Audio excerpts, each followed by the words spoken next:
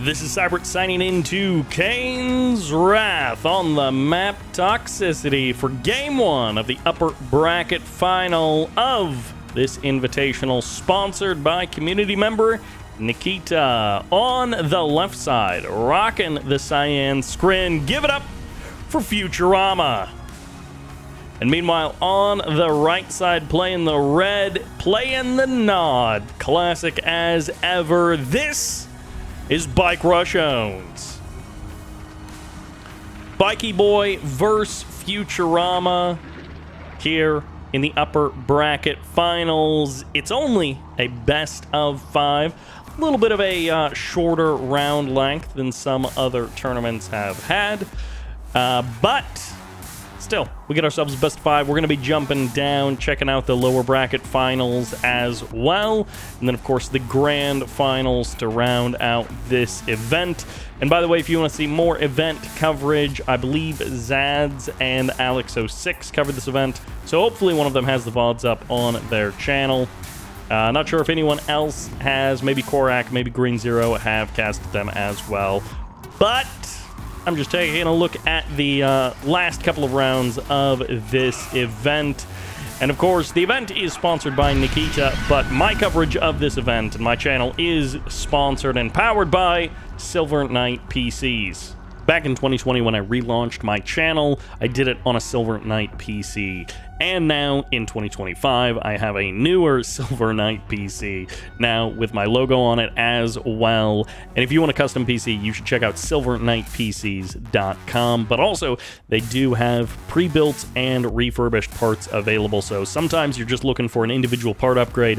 That can be a great place to check out to see if they have a good deal going on. And if you're a World of Warcraft fan, well, they have custom-themed World of Warcraft PCs for the Horde and the Alliance, both of which have limited edition World of Warcraft themed GPUs as well. So the theming goes beyond just the case inside to the components as well. So if you want a custom PC, then check out Silver Knight PCs.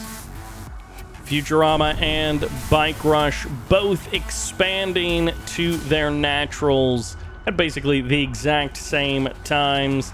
They've got their tib spikes under their control. They're fighting with these two bunkers, which they both managed to get the bunker on the other player's side of the map, which is funny. And this nope, that buzzer is not going to clear out the bunker at all. So a couple of scouting units from both players, just confirming what the other one is doing. And now that we are through the first couple minutes of the game, I think things will start to get spicy. First couple minutes, since no one rushed, are just those macro moves from both players.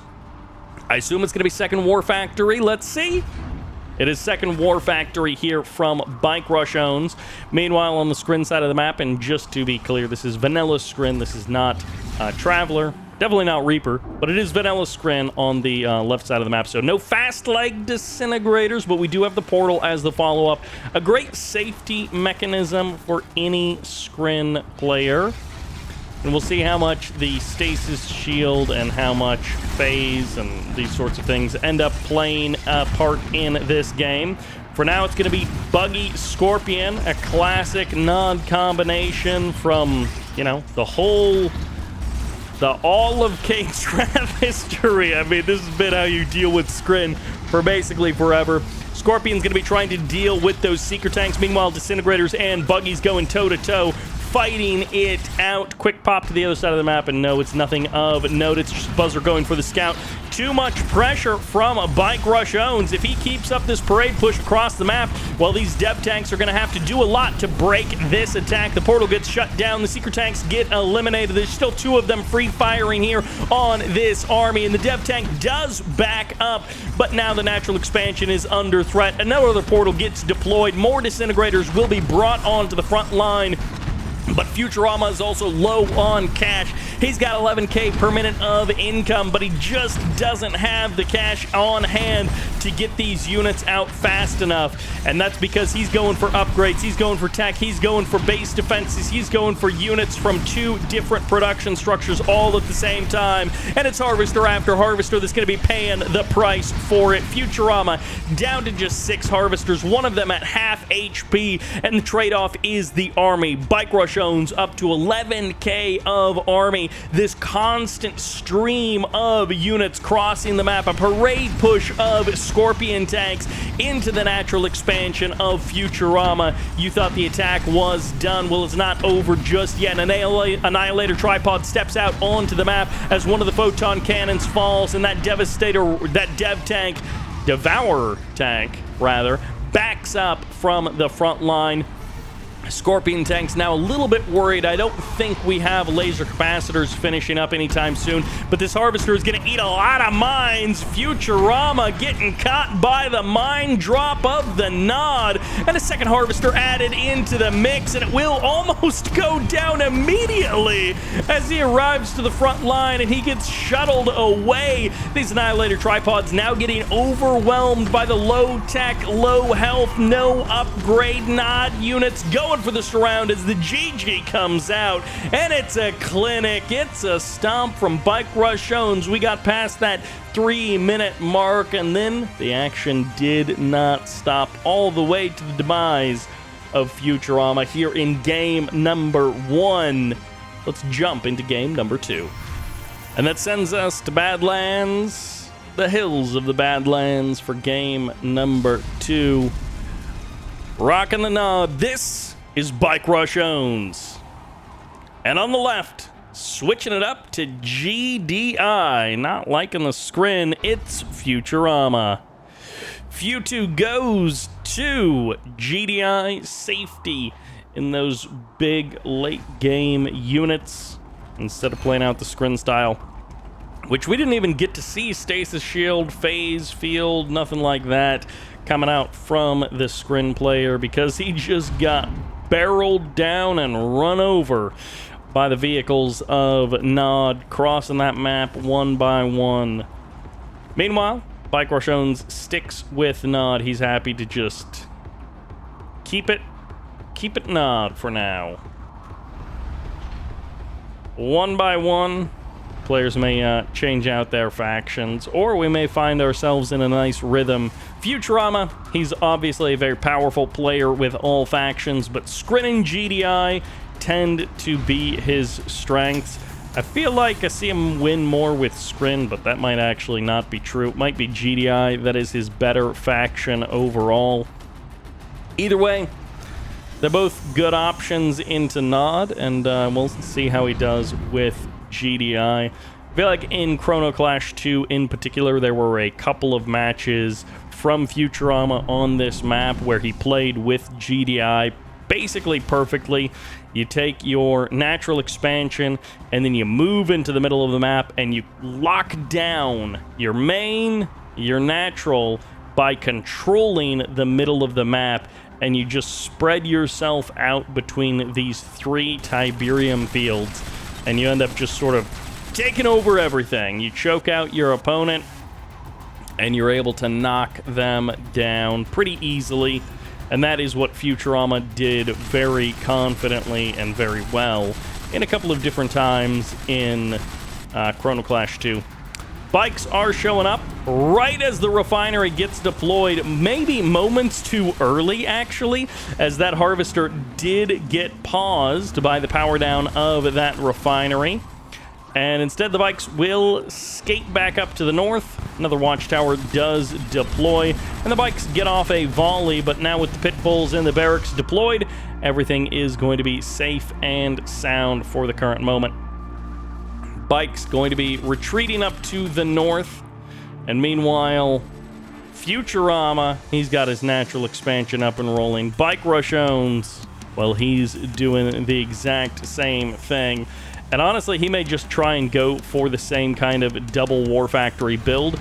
May even go triple War Factory. No, he's actually prioritizing economy a little bit. So he is going to try and match the eco of Futurama, and because this is such a big natural expansion, you do tend to harvest it for quite a long time.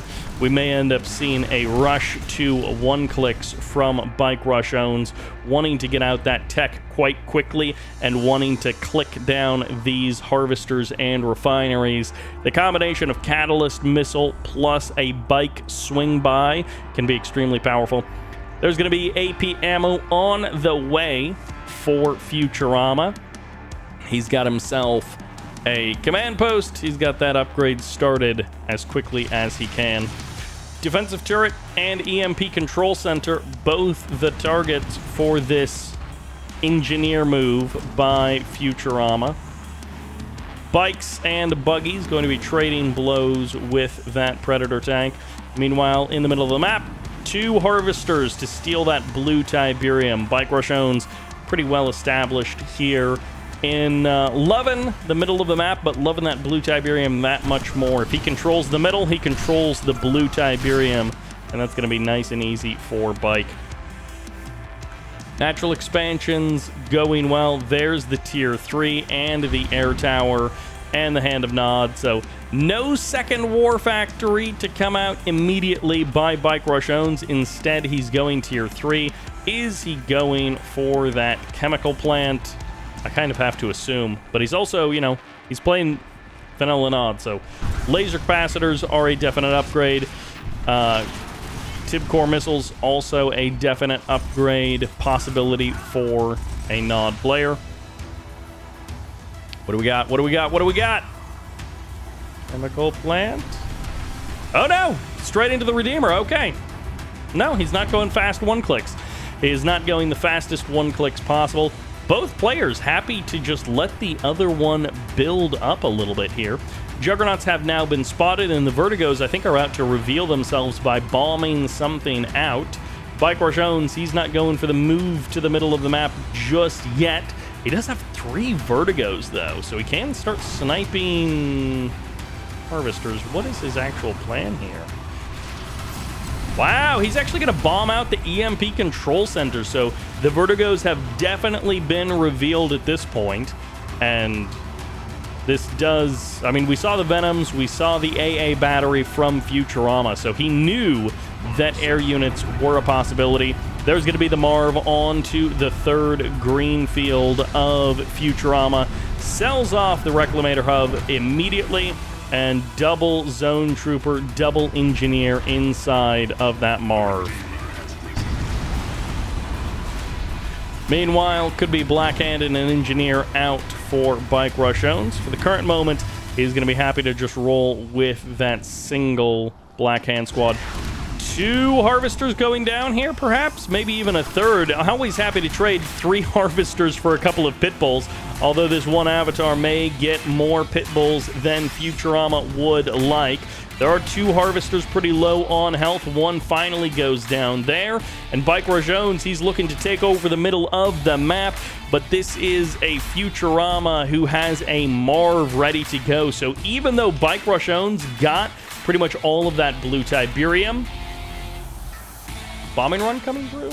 I'm not actually sure what that was. Stealth tanks! Stealth tanks get 2 volleys off, knock down almost everything of value there by killing off 1 or 2 harvesters. But Sonic Commander gets an amazing shot there. All right, Stealth Field comes in. Here's going to be the big fight of the game. This might decide it all as we've got Watchtowers onto the front line, and we've got a mine drop as well on top of that Marv. Redemption Zone coming in. Vertigo Bombers passing over for the bombs on the Juggernauts, and the Predator tanks in the south going to be falling as the Juggernauts get what shots they can. This is just so many infantry units. The EMP was not shut down, so it will lock down that Redeemer and hold it in place. No heal for that Redeemer, just a flame to burn down the infantry units. The Rage Gen fires off, and the attacking units have already been given their commands as this web of Watchtowers holds back the infantry units of Nod, and BikeRush owns pushes forward. but now his avatars don't find the critical damage onto that Marv. It's still at 3/4 HP. The War Factory has survived, so it's got the double heal as well, and the Rocket Squad's trying to clean up these Venoms, which are blasting down the forces of GDI. The Marv untouched by the attack of Nod, and it's going to be up to the long played out fight of BikeRush owns. He has set up base here, and he is hoping to win out in the war of attrition by sending more rockets and bikes and scorpions than GDI can deal with. Obelisk of Lights gets deployed. There's 3 healthy Juggernauts, but 2 husks on the ground who could be reclaimed at any moment. As the Obelisk goes down, the Vertigos come back through. They get sniped, some of them before they can even drop their bombs. And it's going to be Venoms heading back out onto the front line. Rocket Squad's trying to clean up the Venoms as the Venoms try to clean up the Husk, deny any of those captures. Another Rage Gen fires off as the Marv moves forward, crushing everything in its path, and the avatars stomping their way back away from the front line. A Sonic Emitter gets deployed, and BikeRush owns. He's got $4 grand in the bank, but does he actually have the time to spend it? Triple Hand of Nod, quadruple Hand of Nod, and he's not even necessarily building anything from it. The Vertigo Bombers have been cut down and stopped, but there's still more returning to the front line as they find another target, another Juggernaut going down, and the avatars ready and rearmed. The Juggernaut numbers cut down time and time again. Double Hand of Nod, triple Hand of Nod sold off on the front line, and it's another Husk cleaned up as another Juggernaut steps out of the War Factory. These Vertigo Bombers need to make faster bombing runs because the front line has been laid waste as the Juggernauts continue to stand tall against the forces of Nod. Vertigo Bomber commits into the attack. AA batteries, not enough firepower to knock them down, and yet another Juggernaut taking massive damage, but yet an engineer ready to go to reclaim that Juggernaut immediately. 2 more Juggernauts onto the front line as the MCV is now under threat, and BikeRush owns is just going to have to pull back. The wall of Juggernauts is what matters most. When these boys get firing, there is not much that can stop them. The Vertigo Bombers have tried, but they have failed. Can the EMP be the saving grace of BikeRush owns here in game number 2? Or will Futurama be able to even up this score, make it 1-1? Stealthy boys, oh, they're Vertigos on the north side. A Scorpion tank as well. Passing over, I'm not actually sure where they're going. Looking for some juicy targets. Going for a complete scout. Will be revealed for just a moment there. Rifle Squad gets hunted down by those Nod units. Vertigo Bombers, they find one Harvester. Right as it falls, a refinery and another Harvester deploy out onto the front line. Juggernauts have caught wind of the fact that there's an EMP control center there on the high ground, and BikeRush owns, he says, I want to play the EMP game as well, and Futurama says, no, not today. I will be the only one with an EMP, but BikeRush has a Rage Gen as it fires off. The EMP locks down a Redeemer, locks down an Avatar, and it's the second big fight. Does BikeRush owns have the burst damage necessary to take down the Marv? The answer is yes, as the mine drop comes down on top, and Futurama won the first war of attrition, but does he have the units to win the second? The Rocket Squad's pushing further forward, but there could be an endless number of watchtowers ready to receive them. And Juggernauts going down, and that War Factory did not last long at all. That was supposed to body block for the Juggernauts, but now the War Factory is gone, and the infantry of Nod can rush forward on top of the forces of Futurama.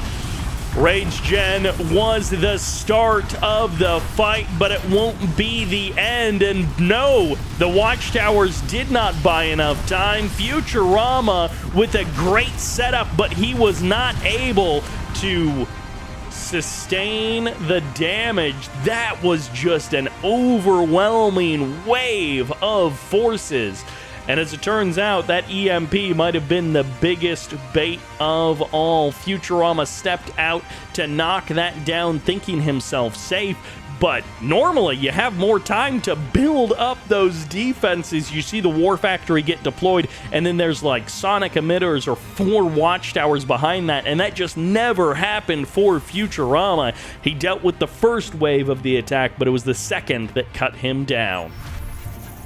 And that takes us to the map Pipeline Problems here for game number 3. On the cusp of being knocked out of the upper bracket and down to the lower bracket, this is Futurama returning to Skrin as his faction of choice. And meanwhile, in the south, rocking now the Black Hand. Give it up for BikeRush owns. The triple hand of Nod was the way to go. You want to rebuild an army? Well, the triple hand of Nod seems to be the best method for the Nod facilities. You gotta get out a lot of units, and you gotta do it fast. And well, that is exactly what BikeRush owns did at the last half of that previous game. Operations Center. So he will delay his next refinery by a little bit by getting out that Operations Center first, and it is a flame tank. There we go. All right. So now things are coming into view. BikeRush owns doesn't just want to delay his second refinery. He wants to also go for 2 flame tanks. This might be a short game one way or the other, and Futurama is going to have so much firepower to deal with. Portal is here. Gunwalker and Secret Tank's going to be heading down the left side of the map. And okay, the flame tank turns around. So now BikeRush owns has his own problem to worry about. He's got a couple of flame tanks, and he's got an eco that is behind that of Futurama by about 4K per minute. And he has to do something about that. For the current moment, the Skrin is running away with the eco. The answer is going to be 5 flame tanks right down the middle of the map. You might be able to stop 1 flame tank. You might be able to stop 2 flame tanks, but can you stop all 5 at one time? Futurama is playing Skrin. He's not playing Traveler 59, so we can't have the quick cultists to respond, but we can have Secret Tanks, Disintegrators, and a Photon Cannon. First flame tank down below half HP will go down there as well. Disintegrators getting jumped on here, and the Nerve Center will take a bit of damage. That is 3 dead flame tanks. And no dead buildings. The Nerve Center surviving with just the smallest amount of HP. And I think that was some Purifying Flame getting added on as well.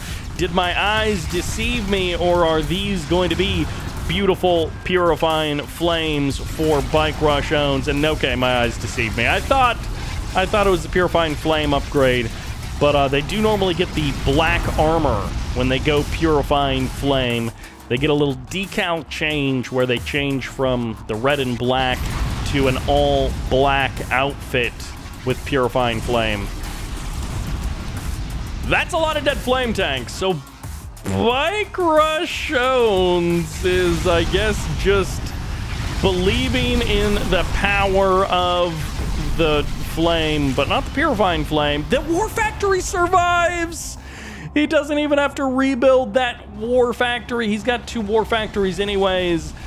Secret Tanks are here, and no flame tank will make it up to the high ground to kill off that Tib Spike. 2 more flame tanks moving out, and now it's Scorpions after that. So the endless wall of fire will be coming to an end. And Futurama, he may be 18k ahead, but I feel like he is also 80k ahead in terms of army. How much stuff of BikeRush owns he has killed versus how much he has been able to hold on his own side. I mean, if you look at the army value, in theory, they're not that far apart. But yeah, you look at the infrastructure of BikeRush owns, and he just had literally nothing. He had a refinery, a couple of war factories, an operations center, and that will do it. The defense of Futurama stands tall, and BikeRush owns burns himself into an early grave in game number 3. And what do you know? It's on to Tournament Odyssey for game number 4. You know, I'm surprised we didn't get it in the first 3 games, but we had the quick turnaround there with pipeline problems, and now we're into the northern spot. Playing the Steel Talons, rocking the red, it's BikeRush owns. Meanwhile, in the south, loving the Black Hand, apparently, because he's now rocking it. This is Futurama. He beats BikeRush's Black Hand, and then he decides, I'm going to play Black Hand myself. You know what? That sounds like a good idea. That sounds like something I could do. And, yeah, we got Steel Talons versus Black Hand. Perfect hallucinogenic grenades there from that Cabal squad. Doesn't quite matter. It looks like they already had an attack command or something. You saw one of those riflemen turning on his friend at the last possible second, but because there were 2 Cabal squads, it really didn't matter anyways. So in the end, the hallucinogenic grenades aren't really the demise of that rifleman squad. It's just the Cabal's good old-fashioned Cabal members. Black Hand versus Steel Talons. I feel like in Chrono Clash 2, BikeRush owns busted out a fair bit of Steel Talons. Even on this map, I think in the finals versus Nohaev, he did manage to pull it out. And, well, he got a win in that case. And I guess here he's also hoping to get a win with Steel Talons. Kind of fascinating that Futurama went Black Hand and not a Skrin faction versus the Steel Talons, just because Futurama is so good with Skrin, but he's switching it up. All right. We're going to see a little bit of everything from Futurama, it seems. And meanwhile, on the BikeRush side of the map, he's mostly been sticking with these nod variations, and now he's stepping out, not really out of his comfort zone. It's BikeRush owns. I mean, he is very comfortable with all factions, all play styles, so he's still in his comfort zone, even with Steel Talons, but now he is switching it up faction-wise, and he's going to cross the map with those MRTs. GDI players in general love their early APC plays, and hey, sometimes it does work out incredibly well. And of course, we have seen BikeRush owns with these MRTs get some great value in the past, and we've also seen them just completely whiff and not be of consequence, but they do give him that map presence, they do give him that scouting intel, and you know, he does often find a bit of damage with them. Meanwhile, on the Steel Talon side of the map, we've got the command post on the field. We've got an airfield also deployed. Very nicely done there by BikeRush owns. Not a 4th refinery and not a 2nd war factory either. He goes command post, goes air, goes orcas. This, if it is not scouted, could completely catch Futurama unawares. Futurama has gone for double refinery. He has gone hand of nod. He is deploying rocket squads, which is a very common nod natural expansion defense technique. But guess what? Orcas can come around to the south side. They can come around to the east side of that field and blast away at those harvesters without engaging with those rockets. 2 Wolverines onto the front line, and the Orcas are going to be heading off to the north side of the map. They're heading far, far away to the west side of the map. And actually, that Orca crossing at a diagonal may have actually been spotted by Futurama. I don't think okay, Operations Center is actually here, so he can queue up SAM sites, but with the flying MRTs as well, this may be a sustained attack.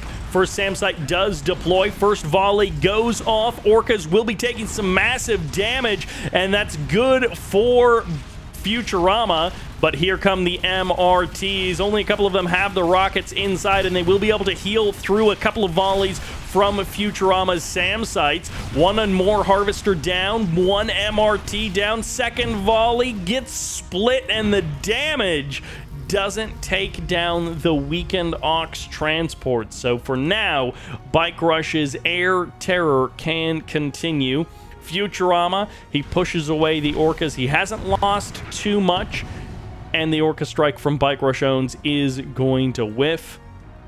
Futurama going to be crossing the map. He's got dozer blades. We saw that upgrade started basically immediately, but he doesn't have much that shoots up. Contesting with these Titans is possible, but when you've got the overwatch of MRTs and Orcas, it makes it a lot harder for the Scorpion player to fight those battles. Raider buggies are here, rocket squads as well coming in a little bit slow. Titans going to be trading one against another with these Scorpion tanks, and the Titans have the repairs, so they've got that advantage. They've got double War Factory production pumping out more and more Titans, and now the Watchtowers deployed onto the front line. Black Hand Squad almost in range, but gets body blocked by that barracks. Scorpion tanks pushing further forward, and the Titans now in crushing range, but they're still just using their guns. Orcas raining down rockets from above, and the Scorpions are going to push past the front line and hope to find the damage against the Harvesters. One Harvester low on health gets pulled back. It's not even low on health. He's still healthy, and he's getting repairs off of the front line, but another Harvester actually low on health won't be finished off, and these Scorpion tanks have targeted 3 different Harvesters and a number of different Titans without killing any single one of them. The Harvesters are still there off the line. The other Harvester harvesting away, and the Scorpions are all dead. Futurama pushes past the front line and accomplishes almost nothing. That's a lot of dead Scorpions and no value gained for them. When you push past the front line, you almost guarantee the death of your units, so you better get something worth in the trade. And taking a couple of Harvesters offline for a minute, taking a Harvester down below half HP, killing a couple of Titans just is not worth it. Another Orca strike coming in. Hand of Nod does get canceled there, and the expansion point has been captured by Futurama. He keeps the attack on the BikeRush side of the map, but he doesn't get the big kill on the Harvester count of BikeRush owns, which is currently sitting at 10 Harvesters versus the 6 of Futurama. BikeRush owns has more long-distance harvesting abilities than Futurama does, and he also has the faster 3rd expansion up there on the high ground. Orca's targeting 1-2 Harvesters. That's going to be maybe 3 dead Harvesters here for Futurama. Nope, just 2 dead Harvesters. Maybe 2 dead Orcas, though. 1 dead Orca. Are you kidding me? With BikeRush owns managing to escape, the Scorpions are back, and they're going to be able to clear out the main base of BikeRush owns. Futurama, he may have gotten unlucky on being able to kill off that Orca initially, but he does finally get it there. He gets the last strike against that Orca and knocks down 2 Orcas, traded back for the 2 Harvesters, and now Futurama actually finding a couple of loose Harvesters from BikeRush owns. He will get kills on 2 of them. It's not the end of the world for BikeRush owns. He still has 7 Harvesters out and working, and Futurama, I don't doubt he's got a powerful army, but I am worried about his army attacking into the defensive position of BikeRush owns. If BikeRush owns was out and attacking the base of Futurama having defender's advantage, being able to deploy maybe Hands of Nod to get out rocket squads onto the front line, then maybe it looks better for Futurama. But if Futurama is attacking with these Scorpions into the defensive lines of BikeRush owns, I am very worried about these even value armies that are going to clash. Orca's not going to be spending any more rockets trying to knock down those Harvesters, and 1 high ground refinery for BikeRush owns is a huge advantage in terms of income over Futurama. Although it's another dead Harvester for BikeRush owns, Futurama only has 2 Harvesters after the last wave of Orca attacks is down to just a paltry 2 Harvesters out on the field. And the income of Futurama, it's 13k versus, or it's 13k down over the course of this game, which in a lot of ways wouldn't be the end of the world, but again, it all depends on how this next attack goes. Orcas realize that the Scorpions are not being guarded by these Raider buggies, so they're going to fire off a couple of rockets. They're going to get some splash damage on some of these Scorpions and do some pretty big damage to these Scorpions as they try to reposition over to the third base of BikeRush owns. Harvester gets pulled back.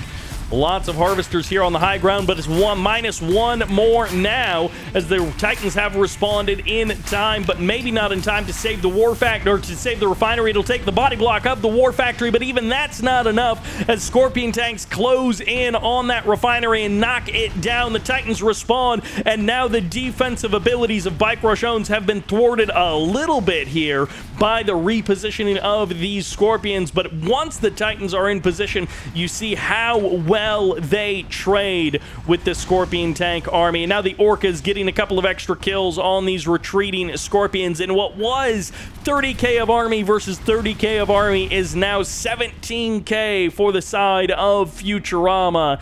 The income advantage for BikeRush owns has been slowed down significantly by Futurama, but it is still there.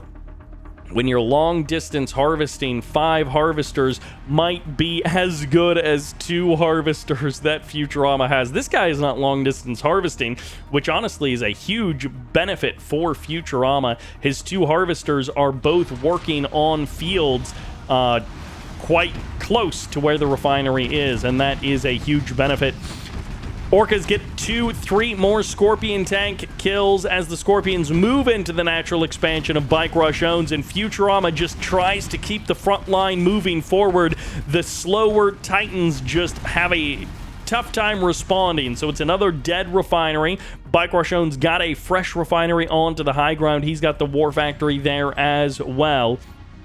And the Scorpions are going to retreat away, but once again, BikeRush owns sees that they have no defending Raider buggies, and so he will pick off more and more Scorpion tanks for free. At least 2 go down, 3, maybe a 4th one. Oh, more and more Scorpion tanks just being peeled away from this army. And BikeRush owns his strength in defense has been largely dealt with by Futurama repositioning his tanks, but every time the army moves in, more and more of it gets cut away, and BikeRush owns still has 30k worth of army versus the 13k, 14k of Futurama. And okay, the GG comes out. Futurama not wanting to fight uphill, not wanting to try and take out BikeRush owns at his last stronghold, because now that the main and the natural had been cleaned up, BikeRush owns could have just sat on that one base with his gigantic army, and Futurama was never going to be able to break it. GG comes out, and BikeRush owns advances into the grand final, while Futurama drops down to the lower bracket. And that'll take us back to Badlands Hills for game number 1 of the lower bracket finals. This is a best of 7 featuring on the left side the Cyan GDI. This is Futurama. And fighting his way through the lower bracket as the orange Steel Talons. Give it up for Masterleaf. Masterleaf making top 3 of this Invitational. I feel like it's been a little while since he has been in those absolute top spots. Obviously, my tournament, Chrono Clash, he did pretty well. In Green Zero's tournament, the extended series, he did not do so well. So in my tournament, he made top 8 pretty easily, but then had some troubles after that. However, here in the Nikita Invitational, he is in the top 3. Has a chance to advance on to the grand finals versus versus BikeRush owns. But here in this series versus Futurama, he has a chance to advance on to the grand finals. But the top 3 of the tournament being BikeRush owns Futurama and Masterleaf isn't a huge surprise. BikeRush owns and Futurama, anytime they rock up to a tournament, you basically know they're going to be the top two when it comes to it. And the fact that they were the upper bracket finals, Orca Rush coming in here from Masterleaf. So this is a Steel Talons air rush. This is not just the fast engineer, airlift engineers like we saw initially. This is actually triple Orca crossing the map. Anti-scouts were good, so everything does remain hidden until pretty much the last second, and Masterleaf pops one harvester without any problems. That's a second, nice and easy. That's 3 orcas perfectly executed and 2 dead harvs. On the other side of the map, it is going to be the second harvester of the game emerging from Masterleaf. So he is currently 2 harvs versus 3, and he does have those. Oh, he's already captured the Tib spikes. So he has now got 4 Tiberium spikes under his control, 5 actually with this one, but 5 Tiberium spikes under his control, which is absolutely bonkers. And then on top of that, he sniped 2 harvesters. So both players are up to 3 harvesters right now. This rush has worked beautifully for Masterleaf. Now he is going to be following it up with the Orca Strike and the refueled orcas coming in. Pitbulls do fire their first volley, but the orcas were not close enough that that actually matters. The reload time is fast enough that if those orcas had tried to dive in on a harvester, that it wouldn't have been a problem. This does potentially delay a natural expansion refinery, and the harvesters are going to be under threat as these orcas are going to sacrifice themselves. 2 orcas go down for traded for another harvester, and now Masterleaf up 4 harvesters, 5 Tiberium spikes to 3 harvesters, 1 Tiberium spike. Absolutely massive, massive damage here by Masterleaf. Gives him total control of the pace of the game for the current moment. And it is up to Futurama to wrest control back from Masterleaf. What a phenomenal start here for Masterleaf in game number 1 of a best of 7. We saw it in Chrono Clash. Masterleaf crashed out a little bit there from that event, but in the past he has had very strong showings, and starting off this way against Futurama, someone who in tournaments has given Masterleaf a lot of trouble, has given Masterleaf significant problems, beating him a number of times in tournaments. It is fantastic to start off with a rush and have it actually work out. Masterleaf getting away with murder here as Futurama did not scout properly for this kind of a rush, and I think that just indicates that Futurama did not think at all he was going to be rushed. Now this is a Hammerhead, an Orca, and a couple of Pitbulls rushing into the natural expansion of Futurama. Masterleaf had the Harvester lead earlier, but as the expansions come up, as the Crane gets deployed by Masterleaf, he falls behind slightly in Harvesters, and now he's back ahead. 10 harvesters, 5 Tiberium spikes, 2 9, soon to be 10 harvesters, I think, for Futurama, although he may choose to stick on the 9 for now.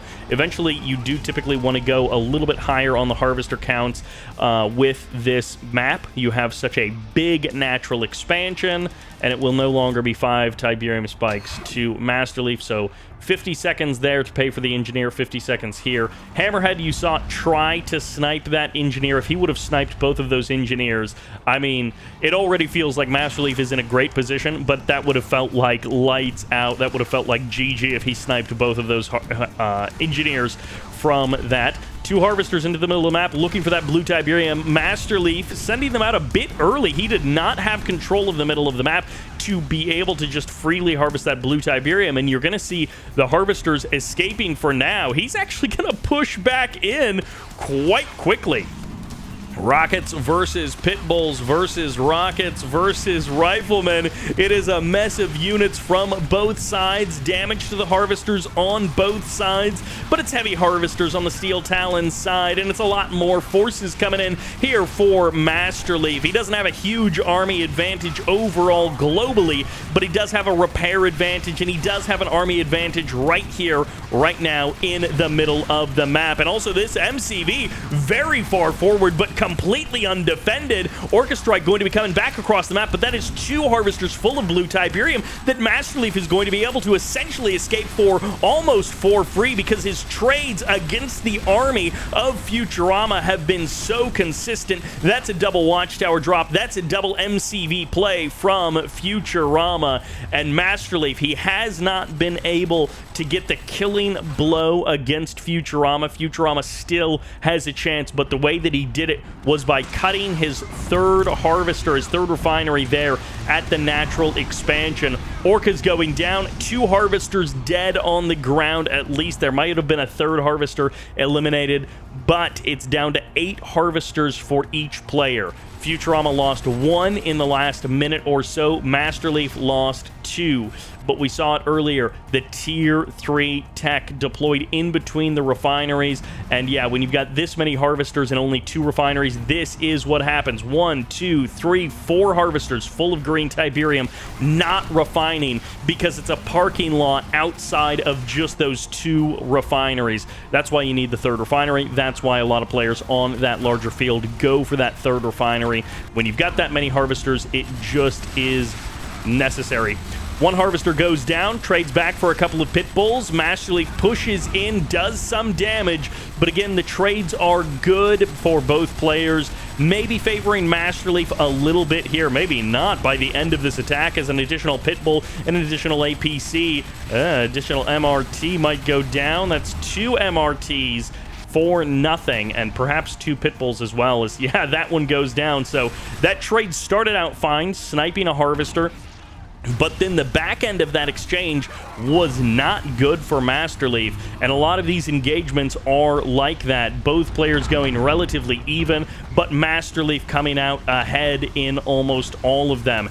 And now the front line moving forward. That's a Marv here for Masterleaf. He's only 11k ahead in total resources gathered, but he's about to choke out the economy of Futurama. These are behemoths marching forward. That's the Marv absorbing all the attention, and that's a double sonic emitter drop. Can he actually get the kills that matter? There's going to be the shockwave artillery locking down the MCV, locking down the juggernauts as well. Orbital bombardment from on high, and the reinforcements from the infantry in the north are a little too late to the party. Masterleaf's MCV has had lots of time to prepare for this. He may not have sonic emitters, but he's got behemoths galore. He's got riflemen. He's got anything and everything that he wants. The husks almost all get sniped. Only 1, no, not even 1 remain on the ground.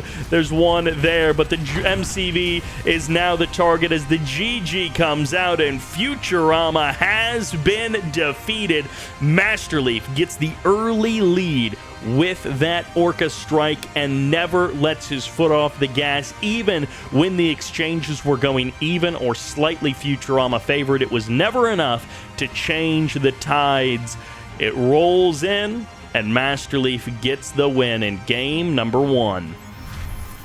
We're back at it again. We're having more problems with the pipeline. It seems like Futurama really digs this map. I feel like he chooses it more than other folks, although I feel like there's another player who also will default, like maybe Shock Trepet, or maybe it was someone who came over from Tibor's Shock Treatment, maybe? But anyways, we're on pipeline problems. Masterleaf has switched it up to Scrin, and Futurama over there to Blackhand, and this is the map where Futurama got a win versus BikeRush owns, although BikeRush owns kind of flame rushed himself out of existence. So we'll see what Masterleaf has planned for Futurama, and vice versa. Does Futurama have a similar kind of flame rush planned here for Masterleaf? I feel like the best way to describe, or the way I was kind of feeling about Masterleaf's play in that last game was it was really clean. It had a couple of mistakes here or there, but overall, that was a very good game from Masterleaf, just like ticking all the boxes. Whereas some of the games we saw in Chrono Clash 2, for example, in some of the early rounds that were like super entertaining, super fun to watch, but they were just sloppy games where players were making all kinds of decisions. They were throwing units in every direction of the map. And Masterleaf versus Senna in particular, but Masterleaf's early rounds of Chrono Clash 2 were super, super clean. He is going for a Flame Rush, but it looks like it's just one, maybe two Flame Tanks. I might have missed one of them running around the map. But super, super clean play. Like, not missing any real beats, having a good plan and a good follow-up. Because having a plan like, oh, I'm going to Flame Rush you, doesn't mean that you know how to transition out of it. Doesn't mean that you have a good idea of how to follow it up. But that from Masterleaf, that Orca Rush, just felt perfect. The way that everything lined up from him. Dev Tank is here, but the second Flame Tank has gone relatively unnoticed for the current moment. There isn't a lot of infrastructure here. I think Masterleaf was, or Futurama was hoping that Masterleaf would have a refinery or something deployed on this green field like that. If that refinery had been there 30 seconds earlier, then Futurama could have burned that down as well. And Masterleaf, having spotted the Flame Tanks earlier, very well could have been opting to hold on to that refinery and delay it until he had the dev tank out and in position. No Purifying Flame for Futurama, so of course he's not going to burn down those buildings quite as quickly, but this Flame Tank here should knock down this Tib Tower without too much trouble. There's only one Tib Spike per player on this map. I mean, there's also one Mutant Hovel, but that's not as much significance. But, so killing off that one Tib Spike does completely eliminate the Tiberium Spike from the Masterleaf side of the map. It's not like Badlands Hills, where you've got 6 Tiberium Spikes on the map. Couple of rockets, couple of Cabals. Black Disciple already purchased, and this Flame Tank high-tailing it to the high ground will kind of juke around that Seeker Tank. And meanwhile, the Dev Tank will survive the fight with the Flame Tank. So Masterleaf weathers the storm. Both players have harvested up a lot of that blue Tiberium. Masterleaf about 3-4K ahead in total resources gathered. Tier 2 is up. Not much more than that. I thought there was going to be something else here, but no, I think he just built a buzzer hive. Okay, there we go. Tier 3 is now online, so he opted for no second war factory. He went straight for a, 1.5 base Tier 3. Could go into the Eradicator Hexpod from here. He is playing Scrin and not Traveler, so we're not going to see any Cultists or any kind of Prodigy, but we might see a Mastermind, and it's going to be Mechapeds. Double War Factory Mechapeds for the current moment, and this will get scouted now by Futurama. He has not actually gone for his natural expansion just yet. He's happy to sit on this 1.5 base. There's his Tier 3. It's a bit later than Masterleaf, but it's also partially because he was going for some of these other units spreading around the map. He's got a couple of buggies going in for the scout. What? What? What?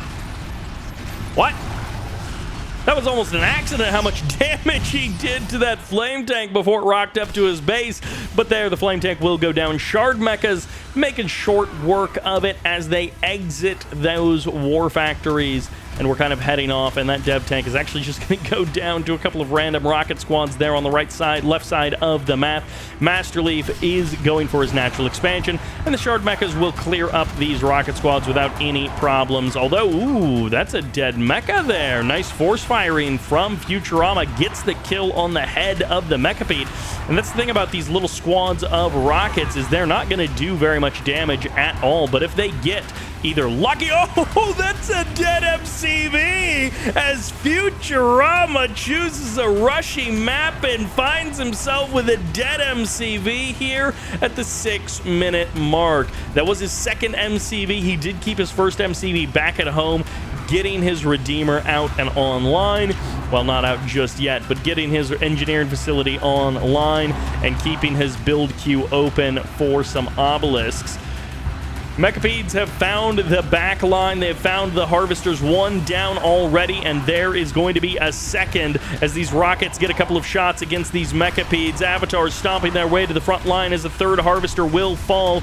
Refineries being sold off here just to try and get a couple of more units out onto the field, and you don't need that many refineries when you've only got 3 Harvesters, and normally 10 Harvesters versus 3 would be lights out, but there is a chance that Futurama can try and pull something out of the hat here. Decoy Army shows up, immediately gets deleted by those Shard Mechas. They have very fast rate of fire, and Decoy Armies have very low health and anything.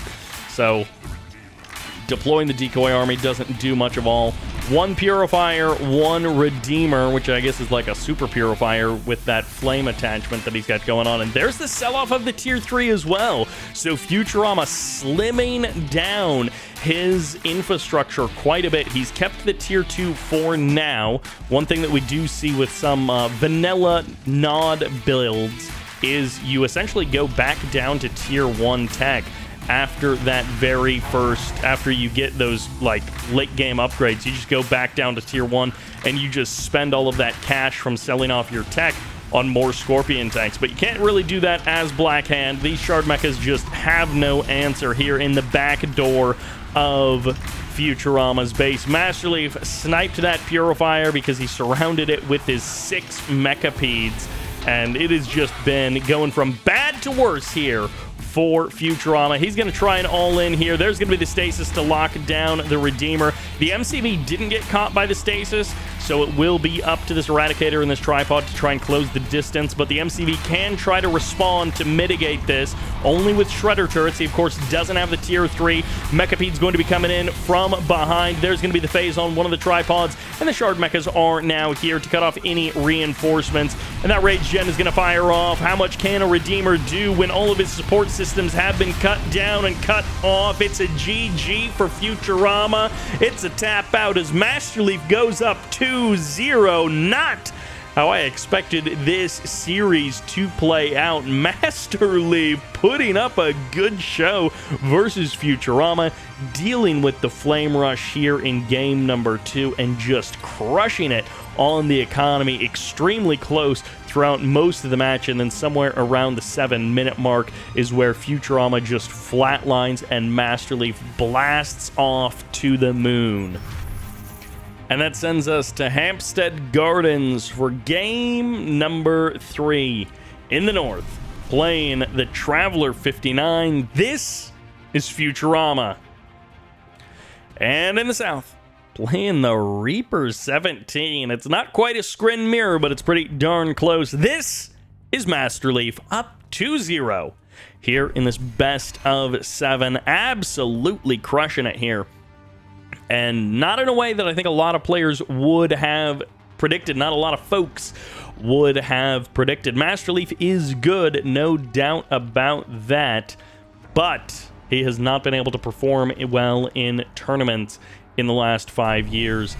Part of that, he always says, is because of his focus on the 1.02 plus community patch. He puts a lot of time and effort there, and so instead of training and trying to play games and get better, he has been making the game better in other ways.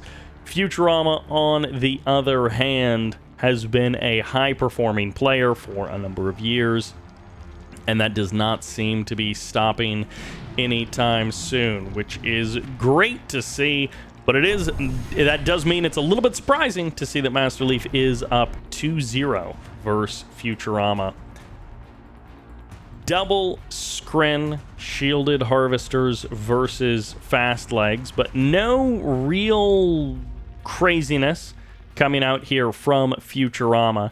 Both players are aimed towards the mid game, maybe even towards the late game. We'll see what they decide to go for, but the current moment is no rushes, no early game crazy pressure. 5 harvesters for both players, moving their MCVs towards their natural expansions. Everybody chill out. We're not flame rushing. We're not orca rushing.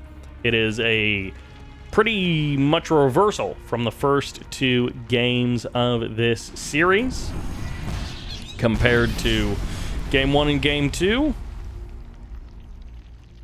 Not much to say. Not much going on. Just more and more harvesters. Masterleaf has cut harvester production at 5. He got a crane.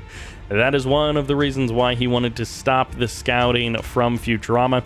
Masterleaf has cut harvesters at 5. Futurama currently has 8 harvesters. He's got a refinery on the natural expansion. There's going to be the nerve center. This could be a 1-2 power punch from Masterleaf from the south up here to the Cyan Scrin in the north. Masterleaf moves his MCV in the direction of an expansion, but that is not real. That's a proxy war factory. It is 3.5 minutes into the game, and Masterleaf deploys in the middle of the map a war factory. It is a couple of shard walkers walking their way into the middle of the natural expansion. Not going to be a huge giveaway, not going to be a huge tell, although this buzzer in this building sees everything. So it actually saw the war factory. So Futurama knows exactly what is going on here. He understands what Masterleaf is doing, and the photon cannon is deployed. Second photon cannon looks like it's primed and ready. Ooh, stasis! Nerve center and the stasis chamber, the stasis shield, called in from Masterleaf. One of the critical differences between Scrin and, Scrin, Reaper 17, and Traveler 59. We've got ourselves a couple of shard walkers. We have got some dev tanks, although he doesn't have conversion reserves upgraded. So always a fun upgrade for a Scrin player. Get that extra couple of green shots, but not something that players get very often. As the gunwalkers are trying to hold the line, first photon cannon low on health. There it finally does fall. Power plants to try and block for these photon cannons to buy more and more time. Futurama is confident that if he can hold this off, his better economy will take him to the future and will help him turn this game around. Buzzers snipe the cultist. The cultist grabbed that corruptor, but only for a second. And now the shard walker does get grabbed by the cultist squad, and anything to cut down the forces of Masterleaf is good for Futurama. That's 5 more cultists heading to the front line. There's only one buzzer hive defending these cultists for the current moment. Photon cannons are here. If the dev tanks step too far forward, they are going down. And meanwhile, it is going to be a couple of disintegrators on the south side of the map running in for those harvesters, but they will not find anything at all. Those shielded harvesters of the Reaper 17 are going to be keeping Masterleaf safe for now. Gunwalkers cutting down those buzzers, stopping the cultists from being stopped as the mind control takes over another shard walker, and it gets knocked down as Masterleaf's forces have been unable to do critical damage. Disintegrators with fast legs, cultists with fast legs, and a couple of gunwalkers with their slow, stinky legs, all on the front line here for Futurama. 2 more shard walkers get grabbed. Only the frontline targets can be safely captured by these cultists. The dev tank's trying to hang out behind, but it is an overwhelming swarm of pure cyan Scrin firepower as disintegrators and cultists alike descend upon this proxy base, and Masterleaf gets erased. Futurama puts his first win on the board, and Masterleaf's mid-game rush comes to nothing. And it's on to Toxicity for game number 4. On the left side, Futurama has an opportunity to even up the score, reset us to a 2-2 scoreline. And on the right side, Masterleaf has an opportunity to take himself to match point. He thinks there's going to be a Shadow Team rush. Okay, not something that I would have assumed from Futurama. And I'm right. Look at me, how smart I am that I didn't think of a Shadow Team rush, and then it turns out he wasn't Shadow Team rushing. That's kind of interesting. I would not have, pegged Futurama for a Shadow Team rusher, but that's the thing about a good player, is you always have to expect the unexpected, and Masterleaf, he's thrown himself behind a teensy-tiny littlest bit by getting this buzzer high, by keeping it around for so long. But the early Seeker Scout is really not that uncommon. Maybe he could have gotten out another Harvester faster, but I don't know. So far, it is definitely an advantage for Futurama, but I think it's quite a small one overall. We can actually kind of see it enumerated there on the overlay by about 500 credits of difference between these two players, and their Masterleaf has now caught up with his faster, more efficient Harvesters now that the numbers have evened out. But that was a fun little mind game. I wasn't even on my bingo card. I did not have Futurama Shadow Team rushing in Game 4. But Toxicity is a map that in the last few months, we have seen plenty of Shadow Team action on it all throughout the Kane's Wrath realm. And now Masterleaf has sold off that Buzzer Hive, sold off another Buzzer Hive, denies the Scout. Is this because he has something sneaky planned up his head? By the way, Masterleaf is playing Traveler 59 versus Vanilla Nod, if you did not catch the icons there at the bottom. And Masterleaf also playing his classic pink this time around. Both of these players lined up with their typical colors: cyan for Futurama, pink for Masterleaf. Masterleaf used to, years ago, play pink pretty consistently, but lately, like many players, it just rolls random on the color. And because Kane's Wrath is a million years old, the color is equal to for everyone. Unlike other more modern RTS games where you can recolor your own units to be whatever you want and your opponent's units to something else, colors are global in Kane's Wrath. So one of the fun things about having a 400-year-old game. Okay, this is not all that crazy. So I think that was just a regular, deny to Scout. This was not any kind of sneakiness from Masterleaf. He has gone for the Nerve Center. He has gone for the Stasis Chamber. He's getting fast legs. He has a decent number of Disintegrators as well. He does have that blue Tiberium also, but there really isn't any kind of crazy build that Masterleaf is going for. If he's going tier 3, it is about halfway done. The Disintegrators are going to reveal themselves now, and this is a Vanilla Nod player, so Laser Capacitors have a huge benefit here. Buggies, Scorps, and Venoms all with that late game upgrade, so would not be at all surprised to see that classic build that we have seen. Buggy Scorp into Laser Capacitors, and then sell it all down to the Disintegrators into the main base as these Harvesters are under threat, and with 3 Seeker Tanks mixed into this as well, it gives so much more firepower than just the Disintegrator squads by themselves. Scorpions here are in good enough numbers to knock down those Seeker Tanks, and so 2 Harvesters will be the price that Futurama pays. How many Harvesters did he have before? It looks like about 10. So Masterleaf has evened up those Harvester counts, and it looks like on the other side, Masterleaf may have also caught all of the Buggies of Futurama. So Masterleaf surrounding and killing the Buggies of Futurama even goes heroic as one of these guys goes golden, or rather purple, as he is royally, well, he's royally dead now. But he was royally purple there, and he's even going to survive to get an extra couple of shots. He just absorbs so much damage. That one Disintegrator trying to do so untold amounts of damage to Futurama's forces. That's another dead Harvester. And number two, down to 6 Harvesters for Futurama.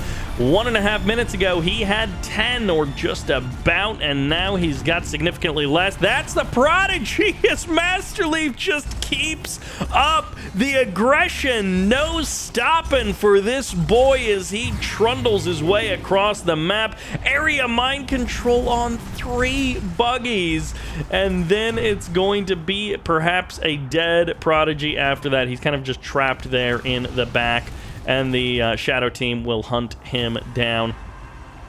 I guess there isn't really a way to blame. He brings a Mecha Bead! What? 3 Mecha Beads from the other side of the map into the back door. He may not have a wormhole, but he's got another kill on an MCV. Are you kidding me, Masterleaf? What? He He's going crazy. Can you even believe that this is the same guy who crashed out 04? Who just got drop-kicked into another dimension 2 months ago? And now he's doing this? There's no stopping it. Meanwhile, it's a temporal wormhole, slow field on the right side of the map. It's Scorpion tanks doing what they can to even the score. It doesn't even feel fair. It feels like Masterleaf's back on full power or something. Shadow Team's gonna help bomb out that tier 3. That's actually a lot of damage. Man, imagine if these guys have laser capacitors. Imagine if that sneaky prodigy managed to wiggle his way somewhere else and not into the minds of the tech lab of the Nod player.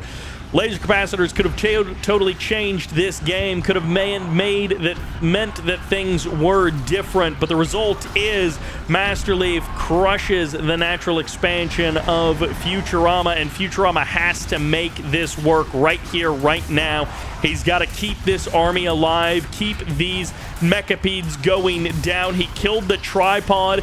He's cutting down the mechapeds, but he is also, it feels like, running out of steam. GG gets called, and Masterleaf, with the master of the mechapeds and the mind games, gets himself onto match point. 3 games to 1, and with an absolute masterclass in backdoor plays. I don't know where that came from, but Masterleaf just with an absolute bop bonks him right on the head and scoots into game number 5. Things are heating up here in the lower bracket finals. With his life on the line, knocked down by BikeRush owns, and on the verge of being knocked out by Masterleaf. In the north, playing the cyan, this is Futurama. Coming back to Traveler 59, and in the south, locking Blackhand. This is Masterleaf. He is locked in. He is leaned forward. It is game on for the orange Blackhand in the south. And if someone's going to build Purifying Flame in this tournament, it's about an 80% chance that it's going to be Masterleaf. 19% chance that it'll be BikeRush owns when he's up 3 games in some point. And 1% chance of anyone else doing it. Futurama swinging around the map, around the faction tree, playing a little bit of Blackhand, a little bit of Nod, a little bit of Traveler, a little bit of GDI. Ending up here now back on Traveler 59. He's down 1-3, so tournament life on the line here in the lower bracket finals. He is guaranteed a top 3 finish regardless, but not how I expected this score line to be going. If you just showed me this game, Blackhand, 3 points, Traveler 59, 1 point, I would have been like, oh, well, Masterleaf is playing Traveler, and Futurama is playing Blackhand. But no, it's the reverse. Masterleaf showing up fierce and fiery here in this tournament, putting on a good showing, which is always what you want to see. 5 harvesters to 4 for the Leafy Boy, but it's a fast expansion from Futurama. So he moves his MCV over very early by comparison to a lot of players and a lot of timings, and he does get a couple of Seeker tanks out onto the field as well. Scouting buzzers, scouting seekers, looking for those early eyes around the map. And the Seeker tank will go down. I don't think he actually spots the double War Factory. The MCV does pack up, and that is 3 power plants. So the lights stay on for Masterleaf. You can see on the overlay, he's only got 5 units of power in terms of headroom with those 3 power plants, but it's enough to keep the lights on as his MCV moves towards the natural expansion, and there is going to be the deploy. So a fair bit behind the timing of Futurama's expansion, and Futurama has now cleaned up his harvester numbers, putting himself 1 harvester ahead of Masterleaf. Secret tanks are here. All of the forces of Futurama turned back around. They went back to their home, and they are playing defense. He has pulled the scouts back, he has pulled his army back, and he is hoping that he can make it happen here. There are some buggies heading in, a couple of bikes as well, both at the main and at the natural, as Masterleaf is looking to pull off a two-pronged attack here, swinging in at multiple locations, and it's going to be a dead Cabal squad. It's going to be bikes actually backing off. They do not commit into the attack. The Secret tanks are there, and it's going to be at least one dead Harvester for Futurama, so he will lose that Harvester there. Masterleaf finds the kill that he was looking for, trades back a couple of units for it, and hoping to swing in with these bikes and get another kill if he can. This, of course, did delay Masterleaf's own expansion by a bit. Fast legs are now out, and Futurama, he sends a Harvester back to his main base, but that was a mistake, as Masterleaf is now going to get almost two more kills with the low health Harvester from earlier, who did not receive adequate repairs, but does manage to survive the fight, survive the night, and is frightened as he heads to that war factory for a little bit of repairs. Masterleaf now up 7 Harvesters to 6, and now back down, or no, he's up 8 Harvesters to 7, as he is now ahead on the Harvester count against Futurama. Snipes the expansion point as well, just to make sure that the MCV has to reposition, or that an emissary has to be committed for that expansion. No simple engineer walking up to that expansion point, and this triple war factory style from Masterleaf has worked out extremely well here in the first couple of minutes of this game. It is now 8 Harvesters to 8, 43k total resources gathered for Masterleaf, so a slim margin there, and the army values are pretty even as well, but so much about that means where is your army value, and it's just not here for Futurama. A lot of it is here in the south. Secret tanks looking to punch in at the natural, at the main, even a couple of disintegrators mixed in with that army. And can Masterleaf defend while attacking?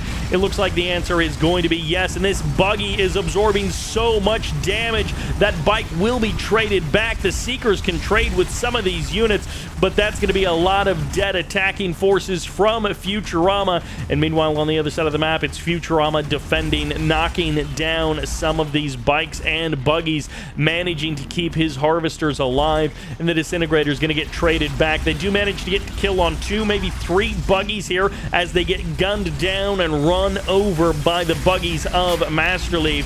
Seeker tanks joining in on the fight, making it a better trade for this Scrin player, but still not a particularly good trade for Futurama, who's now transferring his Harvesters back over to his natural expansion. The main is empty. You got to find something for those Harvs to do. That's a lot of bike buggy moving out on the map. Even with the infantry numbers boosting his army count, it's still 22, 23 army to 33 of Masterleaf. Just the sheer unit count that Masterleaf has is impressive, considering that it's pretty much all vehicles. It's very little infantry in his army. And when his army shows up, it's almost all there together. As the Catalyst missile slams into that refinery, that may be 0 dead Harvesters, but with only 1 working refinery, it is going to be an absolute parking lot. That is going to be a lie of a Harvester count, because 8 Harvesters, when only 1 or 2 can refine Tiberium at one time, it doesn't matter how many you've got if you can't get it out of them. Buggy's going to be pushing forward, but the swarm of disintegrators is here to meet them. The defensive plays are holding the line for Futurama. He is holding on, but how much longer can he keep this going? Behind it, it feels like Masterleaf has all of the time and opportunity to do anything and everything that he wants. He hasn't actually taken a third base. Somewhat surprisingly, he's choosing to just stick on his natural expansion. I think he used the Seed Tiberium to extend out the life of his main base. But instead of taking this opportunity to expand out to a third to get up to a Reckoner. He did go for the chemical plant a little bit sooner. He did go for the secret shrine as well, which means he can have a massive pivot into a huge infantry army. And he's also got some of those critical late game upgrades. We already saw charged particle beams get upgraded, and there is Tib core missiles as well. So now these low tech, man, players just can't. If you're playing Nod, you got to watch out for that MCV, because it is going to go down so quickly to the Skrin forces. But Masterleaf saves it barely in time. It turns out shard mechas are better at killing MCVs than disintegrators. So close to killing off that MCV. That would have completely hampered the attempt there by Masterleaf, and Futurama giving Masterleaf a taste of his own medicine, capturing that Reclamator hub and forcing him to sell it off, or rather the Redeemer engineering facility, not the Reclamator hub. But we're not reclaiming the planet here for the GDI. We're engineering a Redeemer. As the double MCV life of Masterleaf is coming online, Futurama has taken up to the high ground. Getting that Prodigy was a very important move here. Getting charged particle beams was also very good for Masterleaf. And now Masterleaf swinging back through the main and the natural. He hears the Eradicator Hexpod roar to life, and it instantly gets teleported up to the high ground to help him hold off from any attacks from that MCV, from that base crawl that is headed his way. More dead harvesters here for Futurama. He's probably not actually that sad about losing these harvesters. They're not doing very much anyways, but you never want to be losing them regardless. You need more refineries before you get more harvesters. Unfortunately for Futurama, that has been the tale of this game for him. For more of the game than not, he has been having a bit of a mismatch between his harvester and his refinery numbers. The pressure from Masterleaf has been making life very difficult for Futurama here with his tournament life on the line. He does still have a pretty solid army. It's not always bunched together. Oftentimes it is spread out very thin. And again, it just feels like Masterleaf has control of the game, has the pace of the game, and can do sort of whatever he wants whenever. He's got 2 Tib spikes. He killed the Tib spikes of his opponent. He's got a third base rocking and rolling. He's got EMP coils. The only thing that really went substantially in Futurama's favor, now double EMP, and he's got more Raider buggies, so he can actually keep this rolling. Only one bike gets caught by that area mind control. That EMP didn't actually land. It did not affect that Eradicator, so there's going to be the blink forward as that Eradicator manages to escape. But if you see an EMP animation fire off, but the unit that gets EMP does not echo the animation, which we saw didn't happen, that it means that the animation sort of visually happened, but that the game did not count it as having landed, which will happen, as you saw there, when a unit dies as it's animating, as the animation is happening. And that's a commando that apparently didn't do very much, unfortunately, for the forces of Nod. Not a lot of help there. And that Eradicator so low on health, one Corruptor having to be teleported from somewhere else on the map to get that Eradicator healed up a bit, because there is just nothing here on the high ground. The second refinery only recently coming online, and then it's a bunch of buzzer hives. There is just nothing here on the high ground for the third base of Futurama. Normally you'd have a war factory here, you'd be producing units, you wouldn't be teleporting Corruptors in one by one. Can the Rage Gen fire off? Oh, that could have been potentially a killer moment to get the Rage Gen off and then maybe rush in with some more units. But no, he's not going to be able to make it happen. Lightning Spike and a couple of Seeker Tanks going to be attacking on the right side of the map. It's going to be a dead Seeker Tanks, though, as these Harvesters manage to survive for a couple of extra seconds. And meanwhile, on the left side, it's the battle of the Epic Units. Area Mind Control actually grabbing a huge section of infantry. Massive there for Futurama, and the sell-off of the MCV as well. Masterleaf has flown too close to the sun here in the west. It is Futurama who is the best, and Masterleaf is forced to back off. He is not out of it by any means, but that was a big misstep by the leafy green boy. As you don't want to... Do you want to step down there? Is that wise? All right, Redeemer coming in. There's the blink back. Okay, the Eradicator does manage to escape for the current moment.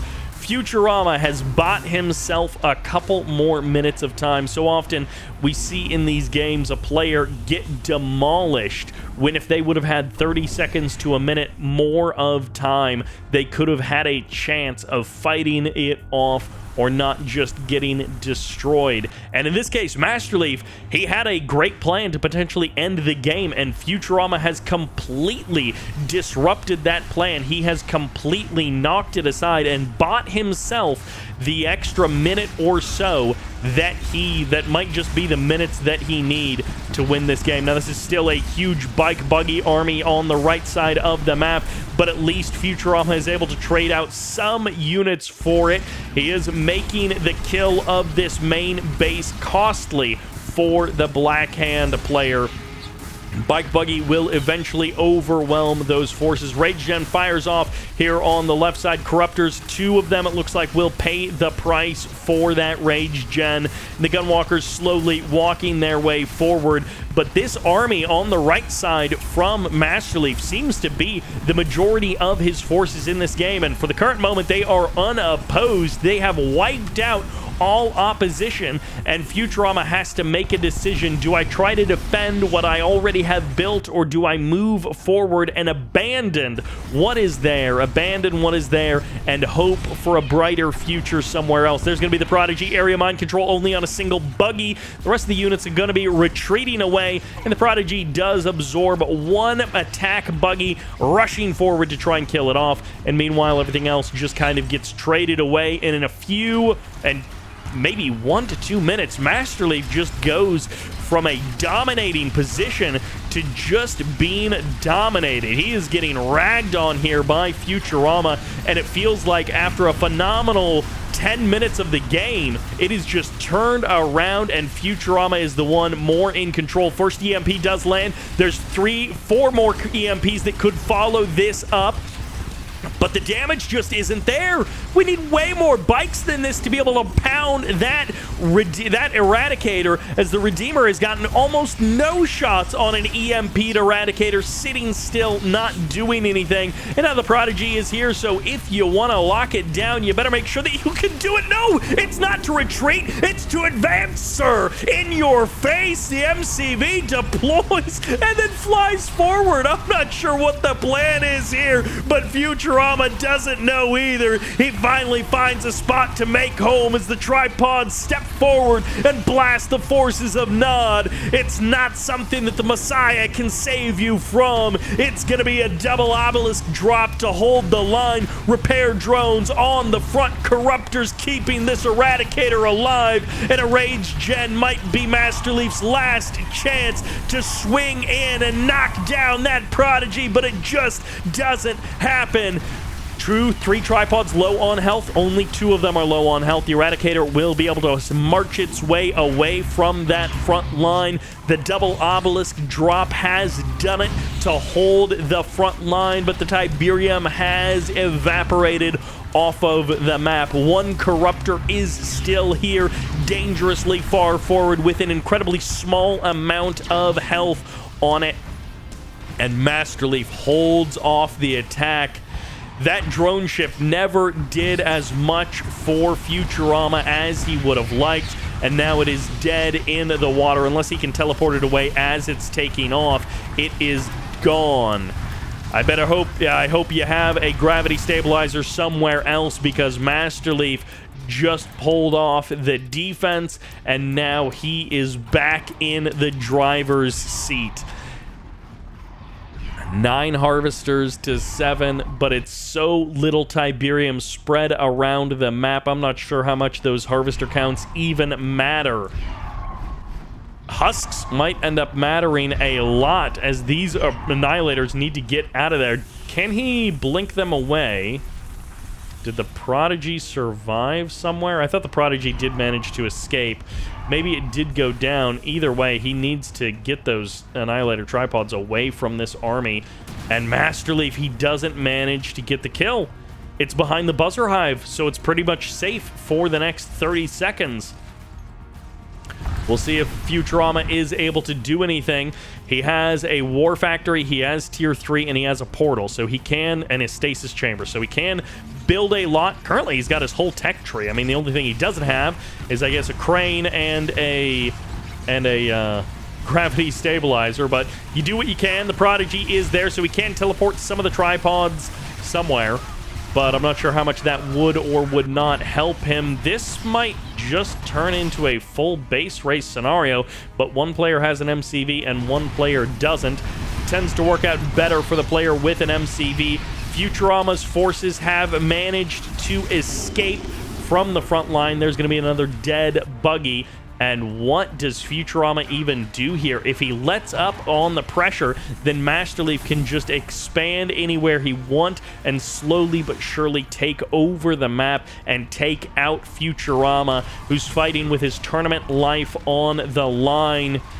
Futurama has to survive another Rage Gen as it fires off. There's the blink forward for the Eradicator, and this is going to be the one chance perhaps to catch and kill this Redeemer.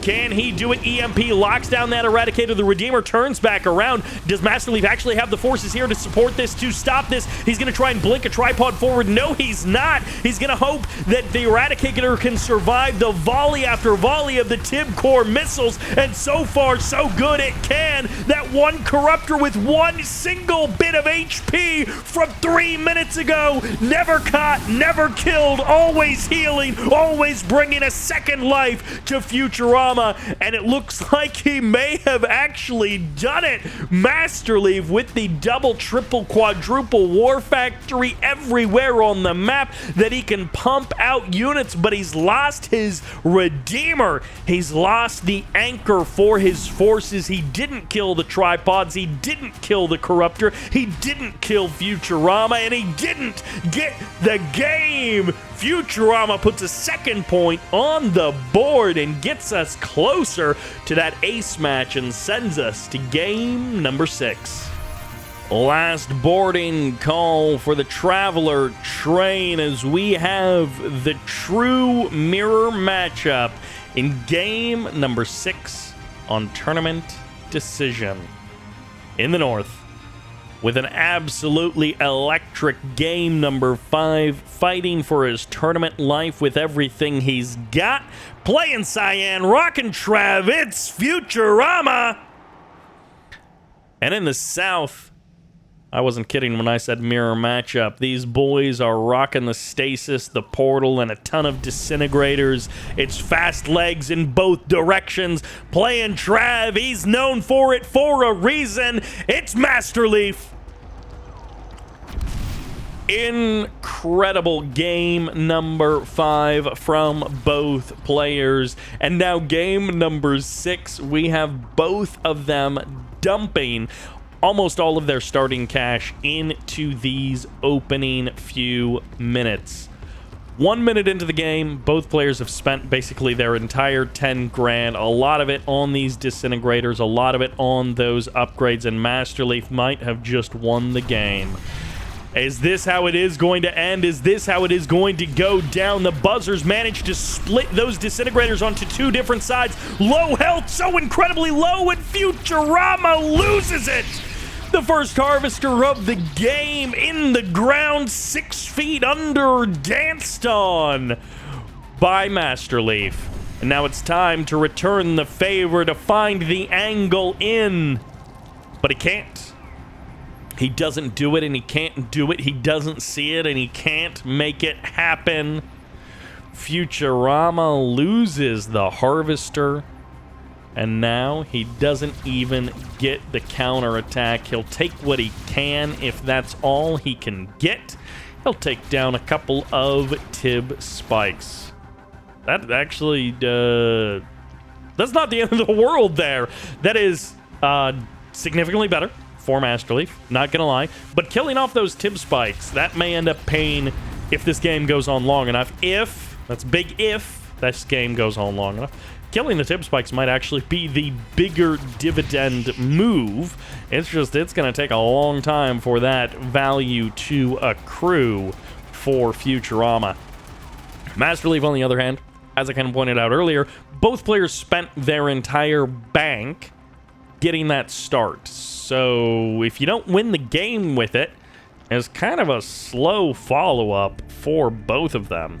And Futurama, he got the kill on 2 tib spikes, but he lost a harvester, so he doesn't even have the gunwalkers present that Masterleaf does. But Masterleaf lost all of his disintegrators, and Futurama kept his disintegrators alive.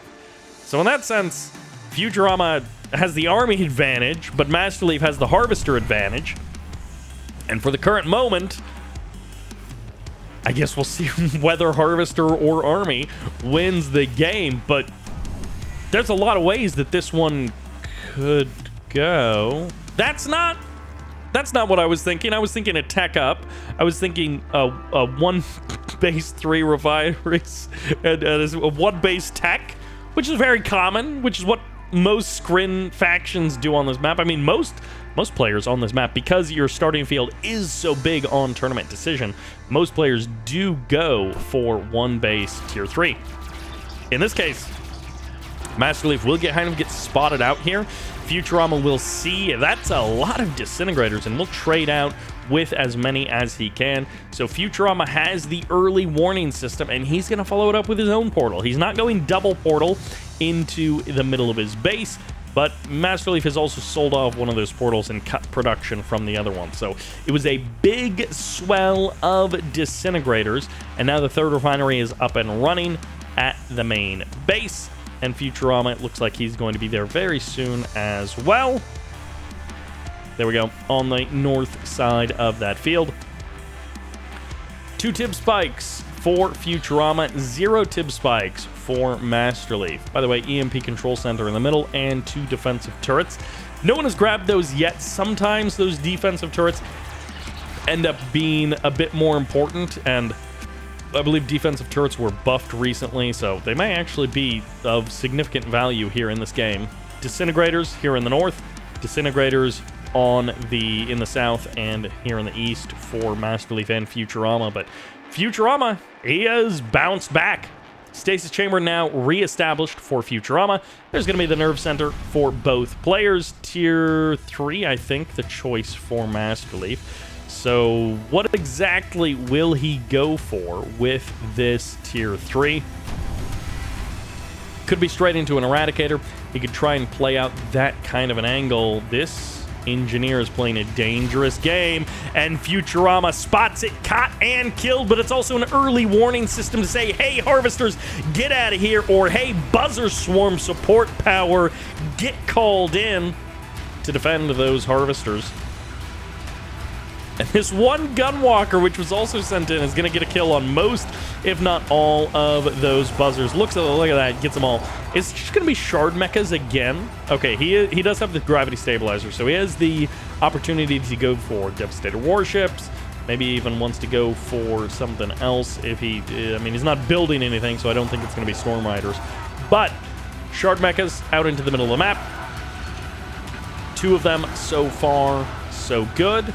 And neither player going for that expansion just yet. Gunwalkers moving forward. They're going to be able to get the kills on a couple of disintegrators there in the south.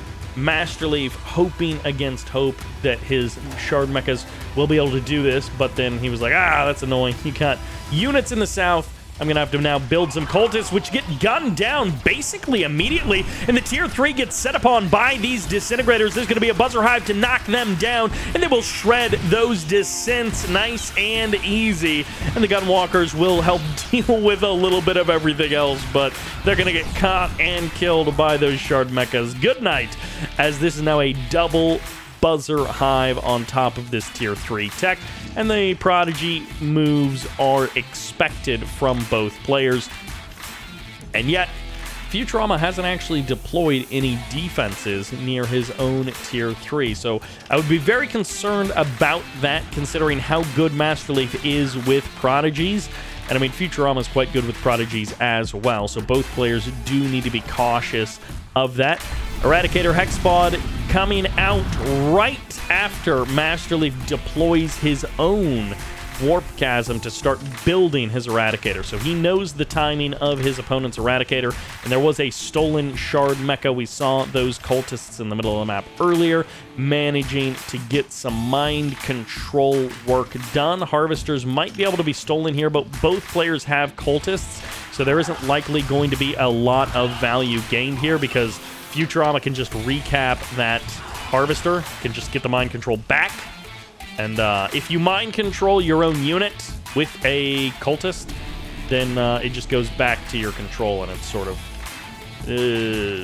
null game. It just voids out that original mind control action by your opponent. But all things being equal, both players now have Eradicators. And, well, that cultist squad ended up getting sniped somewhere on the map, so that might have been another Buzzer Swarm support power used by Masterleafy. And that's a dead Prodigy.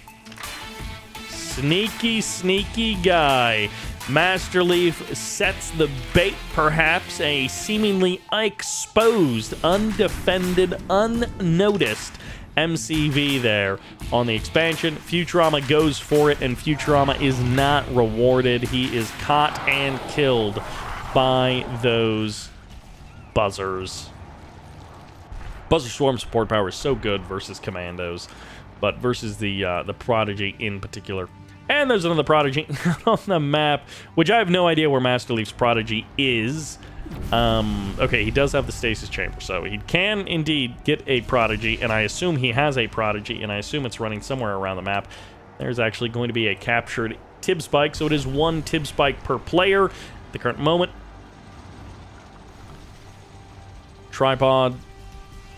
Eradicator. I mean, both players have an Eradicator stomping around the map, but there it is for Futurama. Masterleaf going very far forward, so this indicates that we have a Prodigy somewhere else on the map for Masterleaf so that he can escape quickly if a problem arises. And this is, again, a funny place for a refinery. We've seen other players do this as well. When this base is being sieged, you deploy that refinery in kind of a far position, in kind of a far away position, and then your harvesters can refine safely out of range of your opponent's artillery. There's going to be the temporal slow field here from Masterleaf. What is the plan there? He does get the area mind control on some of the corruptors. Maybe it'll kill one of them? I don't even know that that killed any of them. I'm not sure what the plan there was from Masterleaf. It doesn't seem to have worked particularly well, although maybe he will get a little bit of value from it. But the Prodigy on the Masterleaf side is now down, so it does need to be rebuilt and retrained for the front line. Futurama once again going to be moving his MCV far forward. It didn't work out particularly well in the last game. The MCV move, that is. The game worked out just fine for him. Devastator Warship going down. Gunwalkers, and wow, we don't even get the full fight. It's just 10 minutes of tangoing, and then they both slip and fall, and Masterleaf dies right there before the big bow. And Futurama takes a somewhat anticlimactic win, but a tense lift up of a game, and now it's suddenly the ace match. And Futurama, just out of nowhere almost, pulls a reverse sweep and sends us to the ace. And it's all coming down to this. It's all going down on Tournament Crater for game number 7. The ace match, the final one of this lower bracket final, to see who goes up to face BikeRush owns in the grand final. In the north, Rock and the Traveler. Give it up for Masterleaf. In the south, playing Cyan, playing Nod, it's Futurama. Traveler 15... Traveler 59 versus Nod. Traveler 15 is his little brother. Traveler 59 versus Nod for these two players. 3-3 is the score. Tournament Crater is the battleground. And I did not think it was going to end up this way, but here we are. And at the end of all things, Futurama chooses Nod. He does not stick with Traveler. He doesn't even go Scrin. He is here on Nod. Tournament Crater, a map we have seen some absolutely epic games on over the years. Many times. Many of them involving Masterleaf up here in the north, but it has been a phenomenal battleground all throughout the last 5 years of history of Kane's Wrath.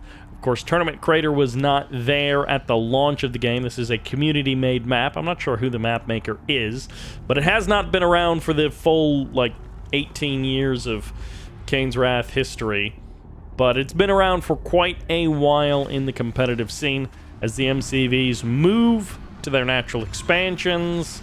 No big plays for either player, just a scouting militant and a scouting buzzer squad heading around the map.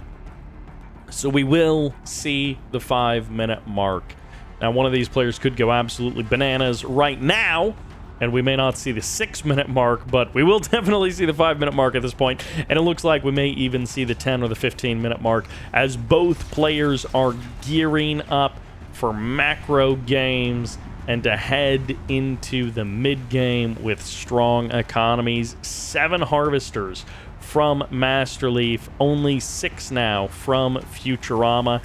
He did delay any further harvester production until his natural expansion refinery was actually deployed. So he does have, slightly slower, slightly later harvester count, but he did get the EMP control center. Masterleaf did not. So that may end up being a big benefit to Futurama as the game continues. And there's going to be the War Factory deployed. First Seeker Tank is showing up. Not a lot of units here to defend. Okay, there's 2 Scorpion tanks and a 3rd one coming on out. So Masterleaf, he has not gone huge into economy, but he also hasn't gone huge into some kind of crazy early game follow-up rush. Nerve Center plus Stasis. Masterleaf is holding 4K in the bank, so we could send out a Seeker Tank Disintegrator combo with Lightning Spike. Okay, we're not quite going to get that, but this could be still a mid-game all-in or a huge mid-game pressure where you add in the Lightning Spike, you add in the repair drones, and you are just sending as many units across the map as you possibly can. We haven't seen the 3rd harvester, the 3rd refinery, from Masterleaf, so the blue Tiberium is going to be important, and currently Futurama has no way to disrupt these forces of Masterleaf. There's going to be the blink forward. He's going to get on top of this blue Tiberium harvester, and it was not pulled off the line for repairs, and the Lightning Spike will guarantee the kill, so the pressure is on. The fight is happening, and the first harvester snipe has been struck, and there's gonna be a harvester on the wrong side of the map. Head back home, Jimmy. You're not in the right part of town, as Masterleaf manages to sneak somewhere and then go somewhere else, and the Prodigy is roaming around the map. There's gonna be the blink forward to get away from that bunker. Sneaky bunkers with all of the problems that they cause for Prodigies as they run around the map. Okay, we've made it past the 5-minute mark, and now that 3rd refinery is up. Tier 3 is there for Masterleaf. That's why he has the Prodigy running around. And now more shock troopers going to be looking for an angle into the back door of Futurama. There's going to be the EMP. It lands. Shadow teams are here to help deal with the Prodigies, deal with cultists. There's going to be the phase on those Mechapeds, so not much can be done about those two. But that one can be killed off, and these other Mechapeds can get out of dodge. They can manage to escape as Buzzer Swarm support power gets called in, and every single one of those Shadow teams goes down. Still more Shadow teams out here on the field for Futurama. as I thought Masterleaf had pulled off the ultimate yoink and sent the Prodigy back into the natural expansion, but it's just those shock troopers that we saw earlier. Slowfield will keep Futurama off of the front line of Masterleaf, and the Mechapedes have bought enough time. These Shard Mechas have bought enough time for that Eradicator Hexpod. EMP already used once, but will it be used again? MCV on the move. This has been bad in the past for Futurama, and there's going to be the bunker getting shot up and shut down as Masterleaf loses his first Prodigy of the game, and there's going to be the Mechapedes retreating away. The Eradicator nearly done, as it will pop out onto the front line just in time for this army to retreat away from that front line, that epic unit spawning in. There's the tier 3. Laser capacitors has to be the upgrade here with all of the bikes with all of the buggies and scorpions out on the field. You would assume it has to be laser capacitors first. EMP coils, do not sleep on this upgrade, Futurama. You need EMP coils to make sure that you can lock down that Eradicator, because if I know Masterleaf, that Prodigy has already been rebuilt, so take him down to low health, kill him if you can, but don't count your chickens before they hatch, because Masterleaf doesn't have an escape plan. Are you kidding me? He just sent that Eradicator further forward without an escape plan? What is going on there? The Shadow Team's going to be coming in from behind. They're looking for those cultists, but they just can't find them in time. Why are you going forward? Reverse move away from those mechas. Those are Shard mechas dancing on you as that drone ship deploys, doesn't take any damage, and these Shard mechas swarm over the Scorpions. A mistake by Futurama to follow up the mistake of Masterleaf. Masterleaf wastes his Eradicator, but then Futurama gives away his entire army. The Scorpion tanks get evaporated, and what is the follow-up? Where are the obelisks to deploy? Where is the standing army of the Nod? The Prodigy shows up, and there's going to be the blink forward. That tripod is here, and that Eradicator isn't even needed as the area mind control takes over those tanks, and the MCV gets captured and sold. That was a red Nod MCV sold off as the Prodigy may die. His legacy will survive.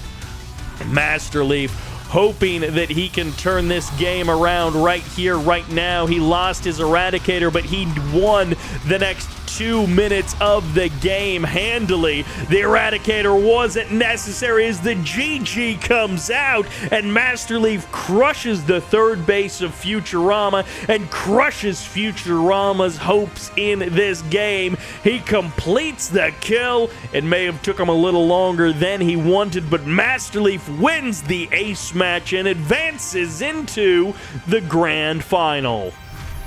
Welcome to Game 1 of the Grand Final Best of 7. Kicking it off on Toxicity with the Pink Traveler 59. An incredibly close series. This is Masterleaf predicting a Shadow Team rush because playing Nod on the right side of the map, going red. This is BikeRush Onzy. No Shadow Teams for this fella. It's all about that eco. He gets the Tib Spike, he gets the Refinery, and he has a couple of scouts as well. 3 scouts, 1 through the middle of the map, pretty much dead center, 1 in the north and 1 in the south, but no Shadow Teams. The Buzzer Hive is not the end of the world here in terms of delay. Most players are going to be maybe not drafting a Buzzer Hive, but you know, you can.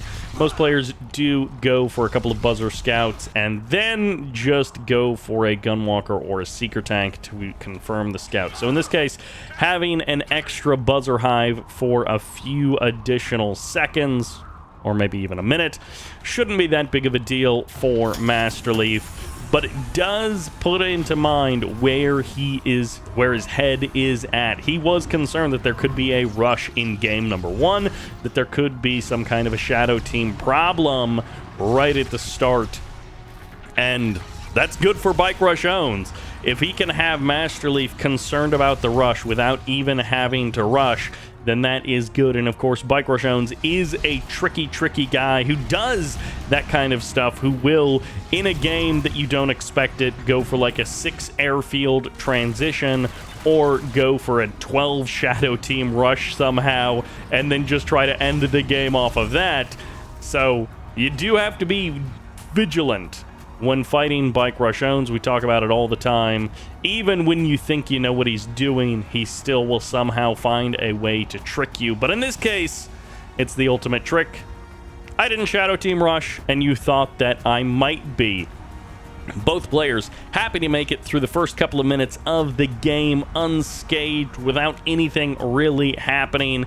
Refineries deployed at the natural expansions, and the scouts coming out. We saw the seeker tank going for a scout, a little bit of harassment earlier, and of course the militant squad running around the map for BikeRush owns, trying to see exactly what Leafy Boy is doing. He still has one member of the militant squad left. Incredibly, one singular scouting squad member still left, just waiting for it. All right, there we go. Finally dealt with.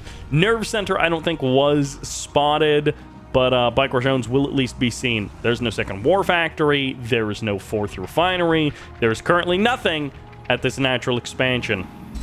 And that's a little length of time. That is a little too long for there to be nothing. So the Nerve Center can be inferred, and Nerve Center is not that kind of a crazy switch up here. There's going to be the scout. He will confirm what he is suspecting, and this may also reveal if there is tier 3, because the tier 3 timing is close enough. Or is this a... No, okay, that is tier 3, and it is within vision of that buggy. So BikeRush owns gets the confirmation scout. This is 3 refinery into tier 3. A little bit of harassment coming in.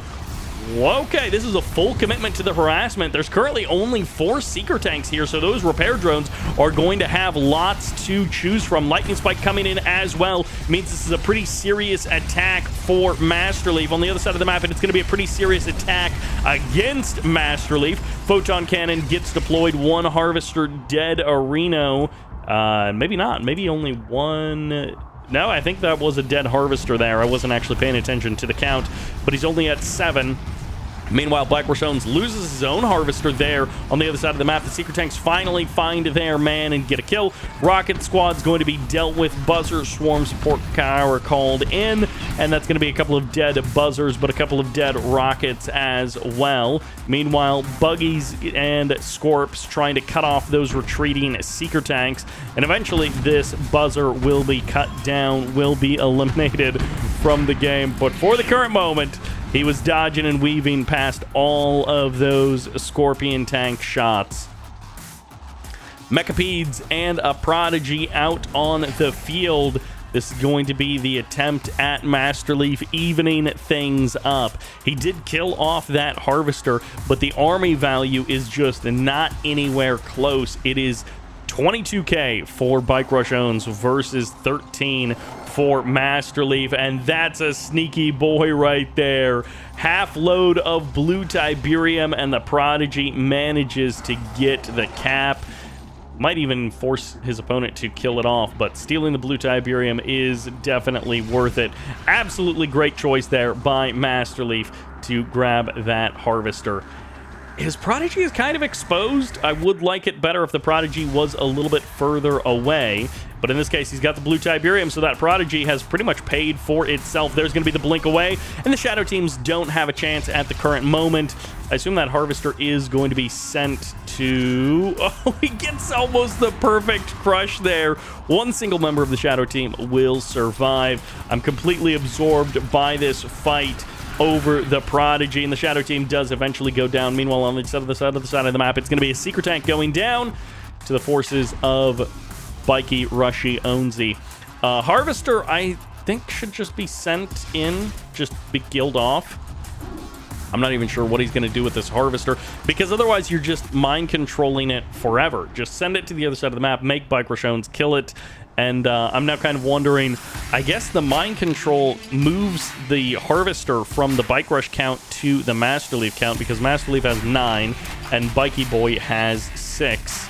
So Shadow teams, they do switch targets, and that means the Harvester changes hands as well. Shadow team's going to be going for the Assassinate, area mind control as well, just to make sure that this Prodigy survive. Harvester goes down, and yes, Masterleaf is down now to 8 Harvesters. So after a troubled early and mid game for Masterleaf, he has really evened things up, getting the steal on the blue Tiberium, denying the assassination multiple times, and now turning the Shadow teams around. He's bought himself enough time that as the epic units are coming out onto the map, as these later game armies are being established, that Masterleaf should have a decent position to fight from. I am still a little bit worried about that army value. It is 30k for BikeRush, and well, he's going to be a little bit further ahead. It was 20k for Masterleaf, and now with losing 3 Mechapedes for no reason, it's down below 20k. Now BikeRush is basically double the army value of Masterleaf. Now maybe some of that is these Shadow teams, which are rushing across the map. They can snipe this tier 3, I think, with no problem. He has 6 Shadow teams here. 7, 8 maybe? Oh my gosh, how many does he actually have? 9 Shadow teams crossing the map. So there goes tier 3. If that had been, a minute earlier, it would have denied the Eradicator finishing up there. Although, did that also get changed? I know that was a change, but I don't remember now which way it goes. The Marv used to be able to be completed without tier 3, and I think that was the change. As these Scorpions are coming in, Shadow teams are going to surround this, but it's just an army value proposition. You need EMPs to lock down the Eradicator normally, but in this case, it just stands and fights and loses, and that's 36k of Scorpions versus like 20k of Scrin units. And even on the front line, there was not 20k worth of Scrin units. They were somewhere else on the battlefield, and that will do it. A disastrous couple of minutes there right at the end for Masterleaf, starting with the gifting of those Mechapedes. He gave those away, and that was the end of the game for him. And that'll send us to Tournament Odyssey for game number 2. Why change it if it's working? Don't broke what ain't fixed. Nope. Don't fix what ain't broken, as BikeRush is still playing Nod in the north. All right. In the south, playing the green, trying to fix what is broken. This is the Zocom Masterleaf. Leafy Boy striking out with Traveler 59, going for Zocom. It is a different map. Maybe he's hoping to make use of, I don't know what he's going to be doing here. It does harken back to some of the builds we've seen recently, which are very APC heavy, which have featured some Zocom victories. Crazy number of APCs, you get that AP ammo as well, and it can be pretty effective. Not sure that it'll be that effective versus BikeRush, but we'll see exactly what Masterleaf has planned. He is a tricky guy, so I would love to see some Zone Raiders. I would love to see some Hammerheads out of him, making use of that ceramic armor. But at any rate, I think this will be a fast and furious game. If Masterleaf's plan is just go to the late game and, fight a big army battle versus BikeRush, I think BikeRush is going to have a lot more tools at his disposal with Nod than the Zocom player will. But, maybe Vertigos will be countered by the aircraft of Zocom or something, and maybe it'll work out for Masterleaf. Bikes getting the perfect trade there. The unit control just perfect from BikeRush there. 2 bikes get the kill on that Pitbull, and neither bike goes down. You couldn't ask for something better as a Nod player. That is exactly how you want that interaction to happen. Harvesters coming out.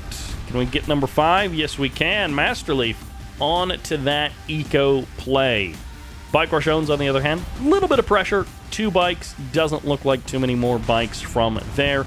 MCV moved over to the expansion, poking down that power plant, but it looks like the Pitbull's going to push that away. So no real problems for Masterleaf. BikeRush owns did not double War Factory all in or something, although this would have been the perfect game for it because Masterleaf went so heavy into eco when those bikes would have been showing up. 4 or 5 bikes right there a minute ago. There was nothing. There was no defense at all for Masterleaf. So it all works out. Both players handshake and eco. We're just going to trade the first couple of minutes of this game for strong economies into the mid-game. Both players going to be happy about that. No blue Tiberium on this map, but we do have our expansion points, and we do have a nice 3 base setup that can be developed over the course of this game. A lot of times we do end the game before the 3rd bases get much established, but, you know, we can always hope for a strong 3-base economy from these players, although no early 3rd bases from either one of them just yet. War Factory's up and running at the natural. More refineries should be added on soon. Curious placement there. In a bad situation. I guess he didn't have enough build radius to put it on the other side of the War Factory with how far away his MCV is. And so then you either plant it right next to this refinery and you know that it's going to get clicked, or you place it in a bad spot and you just have a little bit of an extra drive time. So what's worse, getting 2 refineries clicked down or getting 1 refinery that has a worse harvester path for the rest of the game? They're both pretty bad, all things considered. The click is definitely the more expensive one, losing 2 refineries to a single click like that. But, you know, 3rd bases, they can change all of that. A little bit of bike and buggy and scorpion tank pressure coming out from BikeRush owns. It's going to be Pitbull's APCs, now a airfield out on the field as well. First harvester goes down at the main base. Second harvester targeted and eliminated as BikeRush owns manages to get 3 kills basically for free, and he will drive a little bit into the mines, but as the rest of the army shows up, he gets out of town. APC doesn't go down. One more volley. One more volley. Landed the shot. Pitbull gets the kill, and the credit goes to Masterleaf.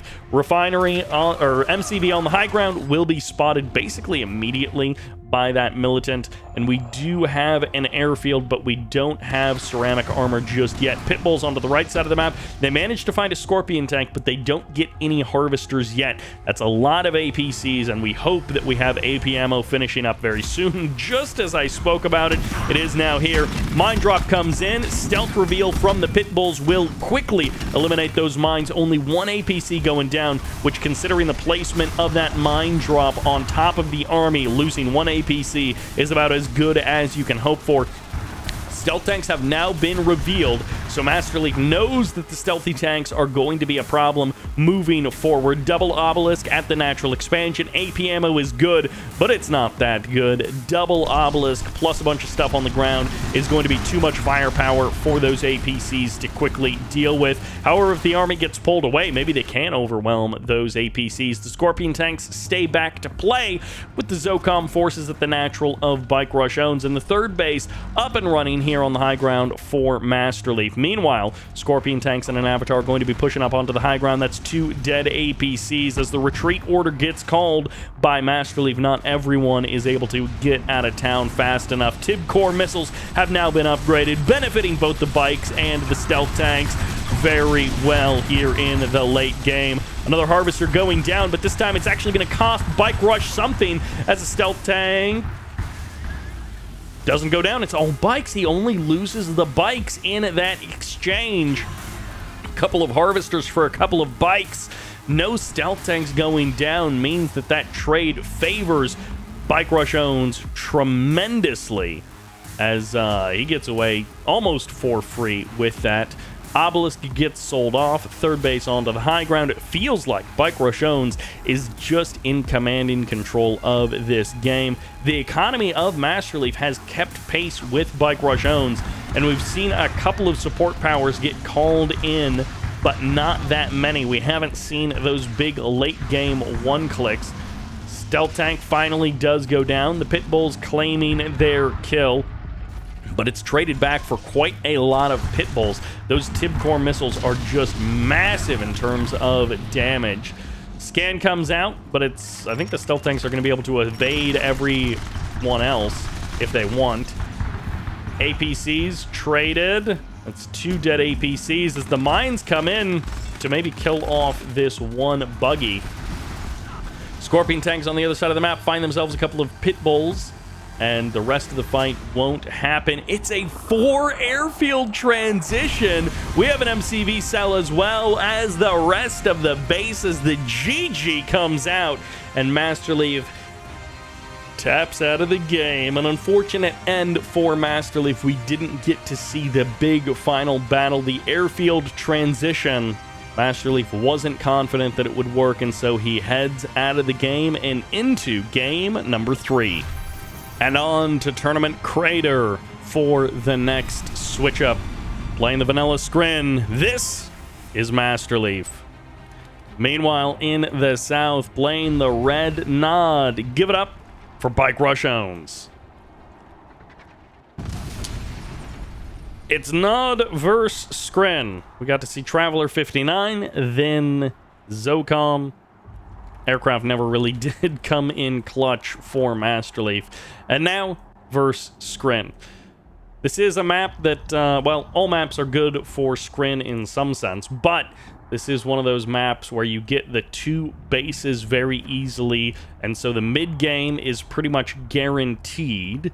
And Skren, with their phase, with their stasis shield, and with their phase field, and with their tricks up their sleeve, can have some nice advantages on locking down sections of this map. Stasis in these areas can be extremely powerful, and because your main and your natural are close, it's a nice short walk for both players. But then it also means a Prodigy can sneak into a base. Well, potentially. Not a Prodigy, a Mastermind can sneak into a base. We'll see if Masterleaf is able to get any sneaky building captures off. And EMP for both players. They did, well, Masterleaf scouted BikeRush owns has an EMP. BikeRush owns is about to reveal that Masterleaf has an EMP. So both players have the EMP, and also will soon be aware that their opponent has the EMP, and then the dance is, can either one of them knock down that EMP quickly and be the only player with a massive EMP support power? Oftentimes, that first EMP, when you capture it this early, is free.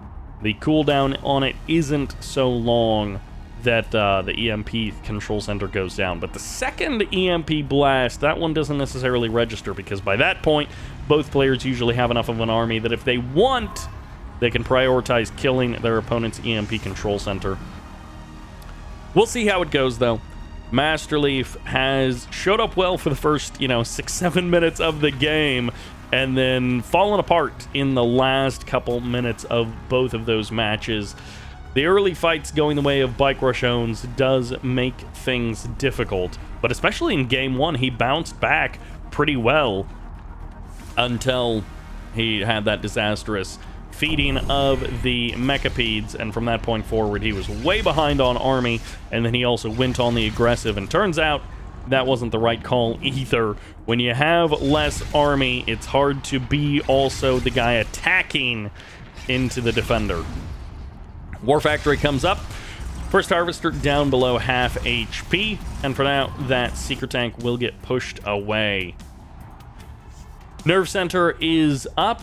Scouts have been eliminated, so BikeRush owns doesn't have eyes on the north side of the map. Meanwhile, Masterleaf did manage to get at least one buzzer onto the south side of the map, so he's got a little tiny bit of vision. Not much that he can see. He would like to know the War Factory count. The timing of the third War Factory tells a lot about a Nod player, because BikeRush Owns is one of those players that even though he went Refinery first at the Natural, it doesn't mean that he's not going to like drop two more War Factories, sell his MCV, and somehow have 1 million units in a minute. So you always got to be careful with that guy. How many scouts can you get across the map? You can always use one more if you're fighting against BikeRush Owns. You can always stand to have a little bit more vision against him. Scorpion tanks catch the Seekers in the bottom left-hand corner. That's another feature of this map, is both players have a reasonably close, reasonably safe blue Tiberium field that they can harvest from. A couple of Seeker tanks and a Lightning Spike in the natural expansion of BikeRush Owns, but no repair drones. So unlike that attack in the first game, this is a little bit less costly for Masterleaf. He did have the Seeker tanks, but they were just split up, 2 on the right, 2 on the left. Mechapeds might actually get the vision on these shadow teams. EMP lands on one of the Mechapeds. Might be able to be caught and killed here by these Scorpions, as they will get the kill while it's low power. Nicely placed there by BikeRush Owns. No return fire EMP just yet from Masterleaf, but I think it is now online. If BikeRush Owns has used his, then Masterleaf should be ready to go. And that is a fast Eradicator. 5 minutes, 20 seconds for that Eradicator, and that is no second refinery on the Natural. So Masterleaf is going to be existing with the help of that blue Tiberium, but no expansion fully saturated on the Natural. And now he's just going to blink forward. This guy is moving into his opponent's base, and this is Shard Mechas with a mine drop on top. Insta-gib on a lot of those segments, but the Masterleaf Mechapeds do survive for another moment. Area mine control possibly not going to be coming in, because nothing's coming in with that Mastermind going down. No more mind control for that Scrin player, and that is 3 or 4 tags caught by that EMP, and that's just a dead army of BikeRush Owns. Masterleaf making BikeRush Owns look silly here in game number 3. Shadow teams camping out on the Tiberium, taking some damage because BikeRush Owns is like, what do I gotta do to stop this? Sniping that Mastermind was a great achievement there, but that's not the end of the road. That doesn't shut down the entire attack. It just limits that attack's ability to do more damage. If there was also a Mastermind here, it would be that much harder. But with all of these, what is BikeRush Owns even going to do? You do expect that BikeRush Owns always has a backup plan, but it's flame tanks. He did have a backup plan. He did have another angle to try and get into the game, get back into the game, and it's all about these flame tanks that are now getting shut down. The tier 3 won't be eliminated. The GG gets called, and Masterleaf just outplays BikeRush Owns here on Tournament Crater, puts a point on the board, and shows that he will not go down without a fight. Beating Futurama was not a fluke. He is here to play. And we follow up an absolute dominating victory by Masterleaf with a switch up to pipeline problems and a switch up to our first mirror match of the game. Playing Cyan, playing the Black Hand. This is Leafy Boy. Masterleaf eating his greens, but also his blues, his blue Tiberium, because this map features a crane first opening, and it's almost the only map in the pool for that. Meanwhile, in the south, also playing Black Hand, this is BikeRush Owns. Both players going for that blue Tiberium. Will there be a tricky switch up? We see it about half the time on this map. If you're unfamiliar with pipeline problems, this is a map that has an extremely high economy in the first couple of minutes due to this close, full blue Tiberium field. Basically the only map in the pool that does that. But because there is such a huge eco boom, and because this blue Tiberium is so essential to the first 3 to 5 minutes of the game, sometimes players will go for an all-in to try and kill their opponent's blue Tiberium, and that is not what we are seeing so far. Crane does mean that you've got the double build queue for the first couple of minutes of the game as well, and so we can have it at a very accelerated pace. But for the current moment, both players are happy to just play this one out very normally. Refinery comes up in the main base for not quite both players. What is Masterleaf doing? He may have gone for an extra... Yeah, four blue Tiberium harvesters instead of 3. Okay, so it was an extra refinery. He didn't just keep the extra refinery around. He built an extra refinery on the blue field. Meanwhile, BikeRush, on the other hand, going for a super-powered economy with the double ref in his main base. Both players have their Tiberium spikes as well, and a couple of bikes going to be going for the scout. One bike takes a very long time to kill off a harvester, and BikeRush gets the first volley off, so he will be winning that bike fight very easily. Masterleaf going to be following it up with a little bit of pressure down the middle of the map. Both players have an absolutely insane economy for the 3-minute mark. More than 8k per minute for BikeRush and just over 8k per minute for Masterleaf as well. So they have lots of units to play with this supercharged economy. Okay, Masterleaf doesn't have that many units to play with as everything explodes right at the end there, and Masterleaf puts a bunch of units out on the map, gets nothing accomplished with them, and then will be backing on off. Sometimes you see that kind of first wave roll into a base, and then the follow-up, the second, third, fourth, fifth, endless parade push that can cross the map can be what really breaks open the game. Decoy army is going to get cleaned up basically immediately there as Masterleaf cleans up that decoy army, denies any scouting by it, and then also takes it off of the field when it didn't really matter. So Masterleaf defeats the decoy army, basically makes it a waste of money for BikeRush. Scouts the flame tank as well, so he knows that that's happening, but now he does have a bit more of a problem. A couple of rocket squads moving through the middle of the map for BikeRush, and then also a flame tank and bike buggy moving through the left side of the map. So Masterleaf has 2 squads to deal with, although he's dealing with the infantry just fine. They haven't closed the distance for those black disciples to burn down any of the buildings just yet. It's instead going to be this flame tank on the left side, which is more troublesome. Masterleaf hasn't dealt with the flame tank on the left side. It's getting dangerously close to finding some key infrastructure, and BikeRush keeping the pressure up in the middle of the map. Masterleaf is going to let the refinery fall, which is fine for now, but after that, there's a lot of key buildings behind that refinery that Masterleaf does not want to lose. Flame tank is low enough on health that Masterleaf should be able to pop it before it does any more damage, but this means the second flame tank at the front line is not going to have any infantry support around it because the commando is here.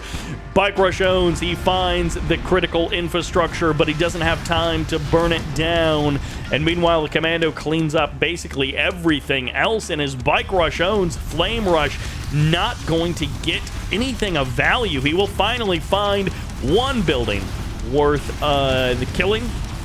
That first refinery going down at the blue Tiberium had already served its purpose. Commando on the other side of the map going to maybe find a target here. BikeRush should be able to deal with that commando without too much trouble, and other than that, Masterleaf just has a couple of more units to mop up. Laser fence on the MCV, no luck here. Good night to the commando, and the beam cannons help with the berm down, so that is not going well for Masterleaf. BikeRush has the early move to the third. He's got the 1 clicks available as well. Gets 3 harvesters tagged with that damage as with 4 harvesters extremely low on health. And that's just it. Okay. Playtime is over. We had some fun on Tournament Crater with Masterleaf outplaying BikeRush, but now we're right back to a regularly scheduled course as BikeRush gets another win here in the mirror match on Pipeline Problems. Out of chances, out of time. If you don't find the strength to rise up and not lose another single game, then beating Futurama will be the last win for the Traveler 59 in the bottom right-hand corner of Tiberium Rift. This is Masterleaf. His life is on the line. His life is on the line. I always forget about the extra zoom on this map. And he's going for a single engineer. just gigantic. Anyways, in the top left-hand corner, playing Nod once again, rocking the red. This is BikeRush Owns, who, because this Grand Finals is a best of 7, is now on match point. So never fun to be in this situation for Masterleaf. He had an amazing series versus Futurama and a phenomenal game on Tournament Crater. Pipeline Problems game was less inspiring, but honestly, the first 2 games were pretty good until they weren't. And especially that game on Toxicity, it just crashed and burned so hard. And now Masterleaf is in the very dangerous situation of at least he's not being clean swept by BikeRush Owns, but he's not in a good spot. He is switching it back to Traveler 59. I'm very excited to see that he's on Traveler 59 or Scrin. Those are the things that he is strongest at. He is a Traveler 59 specialist, and I mean, he's gotten wins versus BikeRush Owns with lots of different factions, but you always want to put your best foot forward, and this is not putting your best foot forward for BikeRush Owns. Fan of the Bike Man are not going to be happy that the MCV is taking almost 50% of its health. Is he getting caught by the building? Okay, there we go. He does manage to force his way through it. I was like, it's so funny to see the unit model of the MCV being 10 times bigger than that Seeker tank, but the MCV easily makes it through the gap, and the Seeker tank has a little bit of trouble. That's a very fast Harvester moving to the natural expansion. He is ready to go, and he is telegraphing exactly to BikeRush Owns what he is doing. So if BikeRush Owns didn't have it in his mind that Masterleaf was going for a super eco build, he knows it now. As that Harvester, we are so close, so close. Militant Squad will be scouting that out, but you never send the Harvester this early unless you are going super fast refinery, and that's what BikeRush Owns is doing as well. So it is going to be an eco play for both teams, and BikeRush Owns, he has got the comfort of being able to do whatever he wants for the rest of the series. He has got the map selection for the rest of the series. This is the last map that Masterleaf gets to choose, because for the rest of the games, BikeRush Owns is the one who has the advantage of choosing maps, who has the advantage of, you know, wanting to play any goofy build that comes to his mind. If Masterleaf wins here, then in the next game, BikeRush Owns can try to go for something crazy, and he still has an extra point to play with. It's not looking good for the Blue Tiberium Harvester, sent out there completely undefended. BikeRush Owns was ready to play. Masterleaf was hoping that this Seeker tank attack in the north would have distracted Bike enough that he would not notice the Blue Tiberium being stolen in the middle, but disaster strikes for Masterleaf. He loses the Blue Tiberium Harvester. He doesn't get anything done with these Seeker tanks. He's just going to have to trade them out with a couple of Bike's units. He didn't even kill hardly anything. Some lost mining time is pretty much the only thing that Masterleaf has been able to accomplish, and maybe the death of a couple of militant units crossing the Tiberium field.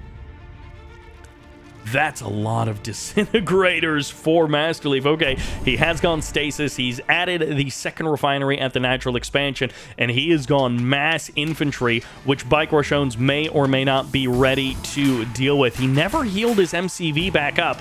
All of his cash has gone into his army, into establishing his natural expansion, not into healing up that MCV, and this is not a good start to the fight. The first squad of disintegrators just gets picked off for nothing at all. No trade back for BikeRush Owns, or for Masterleaf rather, as BikeRush Owns just... what is even happening here? This is not even a fight. Masterleaf is literally just running units passively past attacking units and defenses of BikeRush owns, and not even turning to fight or attack anything. Once the units are this close to being surrounded, you can just give them up and attack into your opponent and hope that someone else makes it out alive. But those first 2 waves of the attack just did nothing.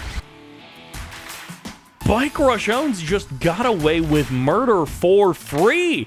And no one's even investigating. He's 22k of army value versus not even 10 of Masterleaf.